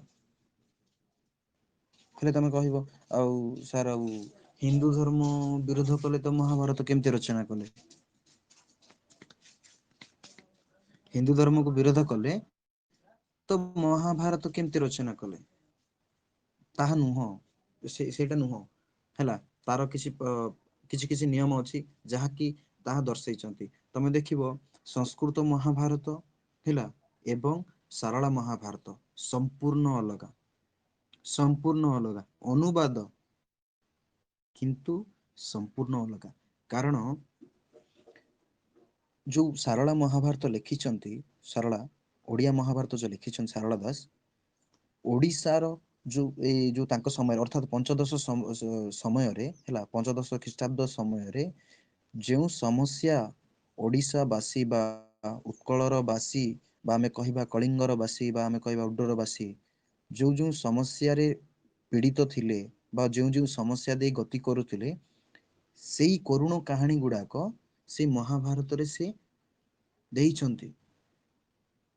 ହେଲା ସାରଳାଙ୍କ ସମୟରେ ମଧ୍ୟ ବୌଦ୍ଧ ସାହିତ୍ୟରେ ମଧ୍ୟ କଣ ଚାଲିଥିଲା ବୌଦ୍ଧ ସାହିତ୍ୟରେ ମଧ୍ୟ କଣ ଚାଲିଥିଲା ତାହାକୁ ମଧ୍ୟ ସେ ଦର୍ଶାଇଛନ୍ତି। ଉଦାହରଣ ସ୍ୱରୂପ ଆମେ କହିବା ତାନ୍ତ୍ରିକ କଥା ମୁଁ ପ୍ରଥମେ ତମକୁ ତାନ୍ତ୍ରିକ କଥା କାହିଁକି କହିଲି ସାରଳା ଦାସ ଏଡେ ବଡ ଓଡିଆର ଆଦି କବି ବୋଲି ଆମେ କହୁଥିଲେ ତାଙ୍କୁ ତାନ୍ତ୍ରିକ ବୋଲି ମୁଁ କାହିଁକି କହିଲି କାରଣ ତାନ୍ତ୍ରିକ କହିବାର କାରଣ ହେଲା ସେ ମଧ୍ୟ ତନ୍ତ୍ର ମନ୍ତ୍ର ବିଦ୍ୟା ଶିଖିଥିଲେ। ମୁଁ ଗତକାଲି ଆଲୋଚନା କରି କହିଥିଲି ତନ୍ତ୍ର ବିଦ୍ୟା କୋଉଠି ଦେଖାଯାଏ ନା ବୌଦ୍ଧ ଧର୍ମରେ ଦେଖାଯାଏ। ଜୈନ ଧର୍ମରେ ବି ଦେଖାଦିଏ ଟିକେ ଟିକେ କିନ୍ତୁ ବୌଦ୍ଧ ଧର୍ମରେ ଅତ୍ୟଧିକ ଦେଖାଦିଏ। ସାରଳା ଦାସ ତନ୍ତ୍ର ବିଦ୍ୟା ମଧ୍ୟ ଜାଣିଥିଲେ ହେଲା। ସାରଳା ଦାସ ତନ୍ତ୍ର ବିଦ୍ୟା ମଧ୍ୟ ଜାଣିଥିଲେ ଯାହା ଦ୍ଵାରା କି ସାରଳା ମହାଭାରତ ଯଦି ଓଡିଆରେ ତମେ ଯଦି ପଢିବ ବିଭିନ୍ନ ସ୍ଥାନରେ ବିଭିନ୍ନ ମନ୍ତ୍ର ଗୁଡାକ ମଧ୍ୟ ଲେଖିଛନ୍ତି ସେ ତନ୍ତ୍ର ମନ୍ତ୍ର ଲେଖିଛନ୍ତି ସେ ତାକୁ ପ୍ରଭାବ ପକେଇଛି ସେଇ ସମୟରେ କଣ ହଉଥିଲା ତ ସେଇଭଳି ହିନ୍ଦୁ ଧର୍ମରେ ମଧ୍ୟ କିଭଳି ଯୋଉ କୁସଂସ୍କାର ଗୁଡାକ ରହିଥିଲା ତାରି ସମ୍ପର୍କ ମଧ୍ୟ ସେ ଲେଖିଛନ୍ତି ମହାଭାରତରେ। କାହିଁକି କୁହାଯାଉଛି ଯେ କୌଣସି ବେଦ ପୁରାଣରେ ମଧ୍ୟ କୁହାଯାଉଛି ଆମିଷ ତମେ ଦେଖିବ କୌଣସି ବେଦ କିମ୍ବା କୌଣସି ପୁରାଣ କିମ୍ବା କୌଣସି ବାଇବଲରେ ବି ଲେଖା ହେଇନଥିବ ଯେ ତୁମମାନେ ଆମିଷ ନ ଖାଇ ମନ୍ଦିରକୁ ଯାଅ। ଯୋଉମାନେ ବି ମହାଭାରତ ବି ପଢିଥିବେ, ଯୋଉମାନେ ଖ୍ରୀଷ୍ଟ ଧର୍ମ ରହିଥିବେ, ଯୋଉମାନେ ଯଦି ବାଇବଲ ପଢିଥିବେ ସେଠାରେ ଲେଖା ହେଇନଥିବ ଯେ ତମେ ଆମିଷ ପ୍ରାୟ ଦେଖ ଲୋକ କହୁଛନ୍ତି ତୁ ଆମିଷ ଖାଇଛୁ ନା ତୁ ଆଜି କଣ ମନ୍ଦିର ଯାଉଛୁ। ସେମିତି କୌଣସି ବହିରେ ଲେଖା ହେଇନି ଆମିଷ ତୁ ଖାଇଛୁ ତୁ ଆଜି ମନ୍ଦିର ଆସେନି। ଇଏ ଗୋଟେ କୁସଂସ୍କାର। ଇଏ ଗୋଟେ ଆମେ କହିପାରିବା ଗୋଟେ କୁସଂସ୍କାର। ଆଉ ଗୋଟେ କୁସଂସ୍କାର ମୁଁ ତମକୁ ଉଦାହରଣ ଦଉଛି ଦେଖ କଣ ଯଦି ଗୋଟେ ଆଜିକା ଡେଟରେ ତମେ ଦେଖୁଥିବ ଆଜିକା ଡେଟରେ ଯଦି ଗୋଟେ ନବଜାତ ଶିଶୁ ବି ଜନ୍ମ ହେଲା ତ ତାର 21 ଦିନ ହେଲେ ଆମେ ତାକୁ ନାମକରଣ କରିବା ପାଇଁ ବିଭିନ୍ନ ପୂଜା ପଦ୍ଧତି କରୁ। କରୁଛେ ନା ନାଇଁ? ସେଇଭଳି ଆଉ ଉଦାହରଣ ଦଉଛି ଯେତେବେଳେ ପିଲାଟି ତ ବଡ ହେଲା ପିଲା ଯେତେବେଳେ ବଡ ହେଲା ତାହେଲେ ତାର ପୁଣି ବ୍ରତ ବି କରାଯାଏ। ବ୍ରାହ୍ମଣ ପରିବାରରେ ବ୍ରତ ବି ହୋଇଥାଏ। ସେମିତି ଯଦି ଝିଅଟିଏ ହେଲା ଯେକୌଣସି ପରିବାରରେ ହଉନା କାହିଁକି ତାର ଯୋଉ ଅ ଯଦି ସେ ଜ୍ଞାନ ପ୍ରାପ୍ତ ହେଲା କହିଲେ ତାର ମଧ୍ୟ ବିଭିନ୍ନ ପୂଜା ପଦ୍ଧତି କରାଯାଇଥାଏ। କହିବାକୁ ଗଲେ ମୋଟାମୋଟ ଭାବରେ କହିବାକୁ ଗଲେ ଶିଶୁଟି ଜନ୍ମ ହେବା ଠାରୁ ମୃତ୍ୟୁ ପର୍ଯ୍ୟନ୍ତ ବିଭିନ୍ନ ପ୍ରକାର ପୂଜା ପଦ୍ଧତି କରାଯାଇଥାଏ। ଆଜି ଆମେ ଯଦି ଗୋଟେ ଗୃହ ପ୍ରତିଷ୍ଠା ବି କରିବା ବ୍ରାହ୍ମଣ ମାନଙ୍କୁ ଡାକିବା ଆଉ ସେ ବ୍ରାହ୍ମଣ କଣ କହିବ ନା ମତେ ଏଇଟା ଦରକାର ମତେ ସେଇଟା ଦରକାର ସେଇଟା ଦରକାର କୋଉଠି ଲେଖା ହେଇଛି କୋଉଠି ଲେଖା ହେଇଛି ମତେ ଏଇଟା ଦରକାର 7ଟି ନଡିଆ ହେବାର ଅଛି 5ଟି ବସ୍ତ୍ର ହେବାର ଅଛି 15ଟା ବ୍ରାହ୍ମଣ ହିଁ ହବ ଯେତେବେଳେ ଆମର ଶୁଦ୍ଧକ୍ରିୟା କାର୍ଯ୍ୟଟି ହବ ସେଇ ସମୟରେ କଣ କରାହବ ନା 15 ଜଣ ବ୍ରାହ୍ମଣ ଆସିବେ ତାଙ୍କୁ ଖାଇବାକୁ ଦିଅ କୋଉଠି ଲେଖା ହେଇଛି 15 ଜଣଙ୍କୁ ଭୋଜନ ଦେଲେ ତ ଯୋଉ ଲୋକ ମରିଯାଇଛି ସେ ସ୍ଵର୍ଗକୁ ପଳେଇବ। ଗୋଟେ ଲୋକ ମୃତ୍ୟୁବରଣ କରିଗଲେ ତାର ଯଦି ଆମେ ଦଶା କ୍ରିୟା କରିବା ସିଏ ସ୍ଵର୍ଗାନ୍ତର ହବ ଯଦି ସେଇଭଳି ହୁଏ ତାହେଲେ ଖ୍ରୀଷ୍ଟ ଧର୍ମରେ ଯୋଉମାନେ ରହୁଛନ୍ତି ସେମାନେ ତ ମଢ ଶରୀରକୁ ପୋତି ଦଉଛନ୍ତି। ସେମାନେ ତ ପାପ ବାଜିବା କଥା ତାଙ୍କୁ ବାଜିବା କଥା କି ନୁହଁ ସେମାନଙ୍କୁ ତ ପାପ ଲାଗିବା କଥା ନା।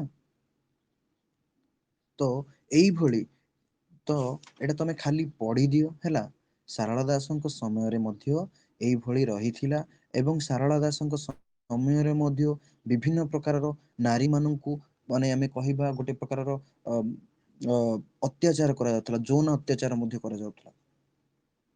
ଯୌନ ଭ୍ରଷ୍ଟାଚାର କରାଯାଉଥିଲା ସାରଳା ଦାସଙ୍କ ସମୟରେ ହେଲା ସାରଳା ଦାସଙ୍କର ସମୟରେ ବିଭିନ୍ନ ନାରୀ ମାନଙ୍କୁ ଅତ୍ୟାଚାର କରାଯାଉଥିଲା। ତେଣୁକରି ସାରଳା ଦାସ କଣ କଲେ ନା ଲୋକମାନଙ୍କୁ ଇଣ୍ଡିକେଟ କରି ଅର୍ଥାତ ନିଜ ହିନ୍ଦୁ ଧର୍ମ ଉପରକୁ ଇଣ୍ଡିକେଟ କରିକି ସେ କଣ କଲେ ବିଲଙ୍କା ରାମାୟଣ ରଚନା କଲେ। ରାମାୟଣ ତ ବାଲ୍ମିକି ରଚନା କରିଛନ୍ତି ସଂସ୍କୃତରେ କିନ୍ତୁ ଓଡିଆରେ କଣ ସାରଳା ଦାସ ବିଲଙ୍କା ରାମାୟଣ ରଚନା କରିଛନ୍ତି ସୀତାଙ୍କର କଥା କିନ୍ତୁ ସୀତାଙ୍କୁ ସେଠାରେ ଗୋଟେ ପ୍ରକାରର ଦେବୀ ଭଳି ହେଲା ଗୋଟେ ଦେବୀ ଭଳି ତାଙ୍କୁ ସେ ଦର୍ଶାଇଛନ୍ତି। ରାବଣର ମୃତ୍ୟୁର କାରଣ ହଉଛନ୍ତି ସୀତା ବୋଲି ସେ ଦର୍ଶାଇଛନ୍ତି ନାରୀ ଅବହେଳା ନୁହଁ କି ନାରୀ ଦୁର୍ବଳା ନୁହଁ ସେ ସବଳା ସେ କଥା ସେ କହିଛନ୍ତି ଅର୍ଥାତ ସେଇ ପିରିୟଡରେ ସେଇଭଳି ହେଇଥିଲା। ତ ସାଂସ୍କୃତିକ ନୀତି ସେ ବିଲଙ୍କା ରାମାୟଣରେ ଛାନ୍ଦିଛନ୍ତି ଝିଅ ମାନଙ୍କୁ ଯୋଉ ପ୍ରକାର ଯୌନ ନିର୍ଯାତନା ଦିଆଯାଉଥିଲା। ହେଲା ତ ଇଏ ଥିଲା ତମର ସମ୍ପୂର୍ଣ୍ଣ ଭାବରେ ଆଜିର ୟୁନିଟ 2 ର ସାଂସ୍କୃତିକ କଥା ହେଲା ଭାବୁଛି ଆଜି ଟିକେ ହୁଏତ ମୁଁ ବି ଭାବୁଛି ଠିକ ସେ କ୍ଲାସ କରିପାରୁନି ହୁଏତ ତମେ ମାନେ ବୁଝି ପାରୁନଥିବ ଯଦି ବୁଝିପାରୁନ ଦେନ୍ ମତେ କହିବ ନହେଲେ ଆଉ ଗୋଟେ କ୍ଲାସ୍ ନେବା ପାଇଁ ଅଲଗା ଆଉ ଜଣେ ସାର୍ ପଢେଇବେ।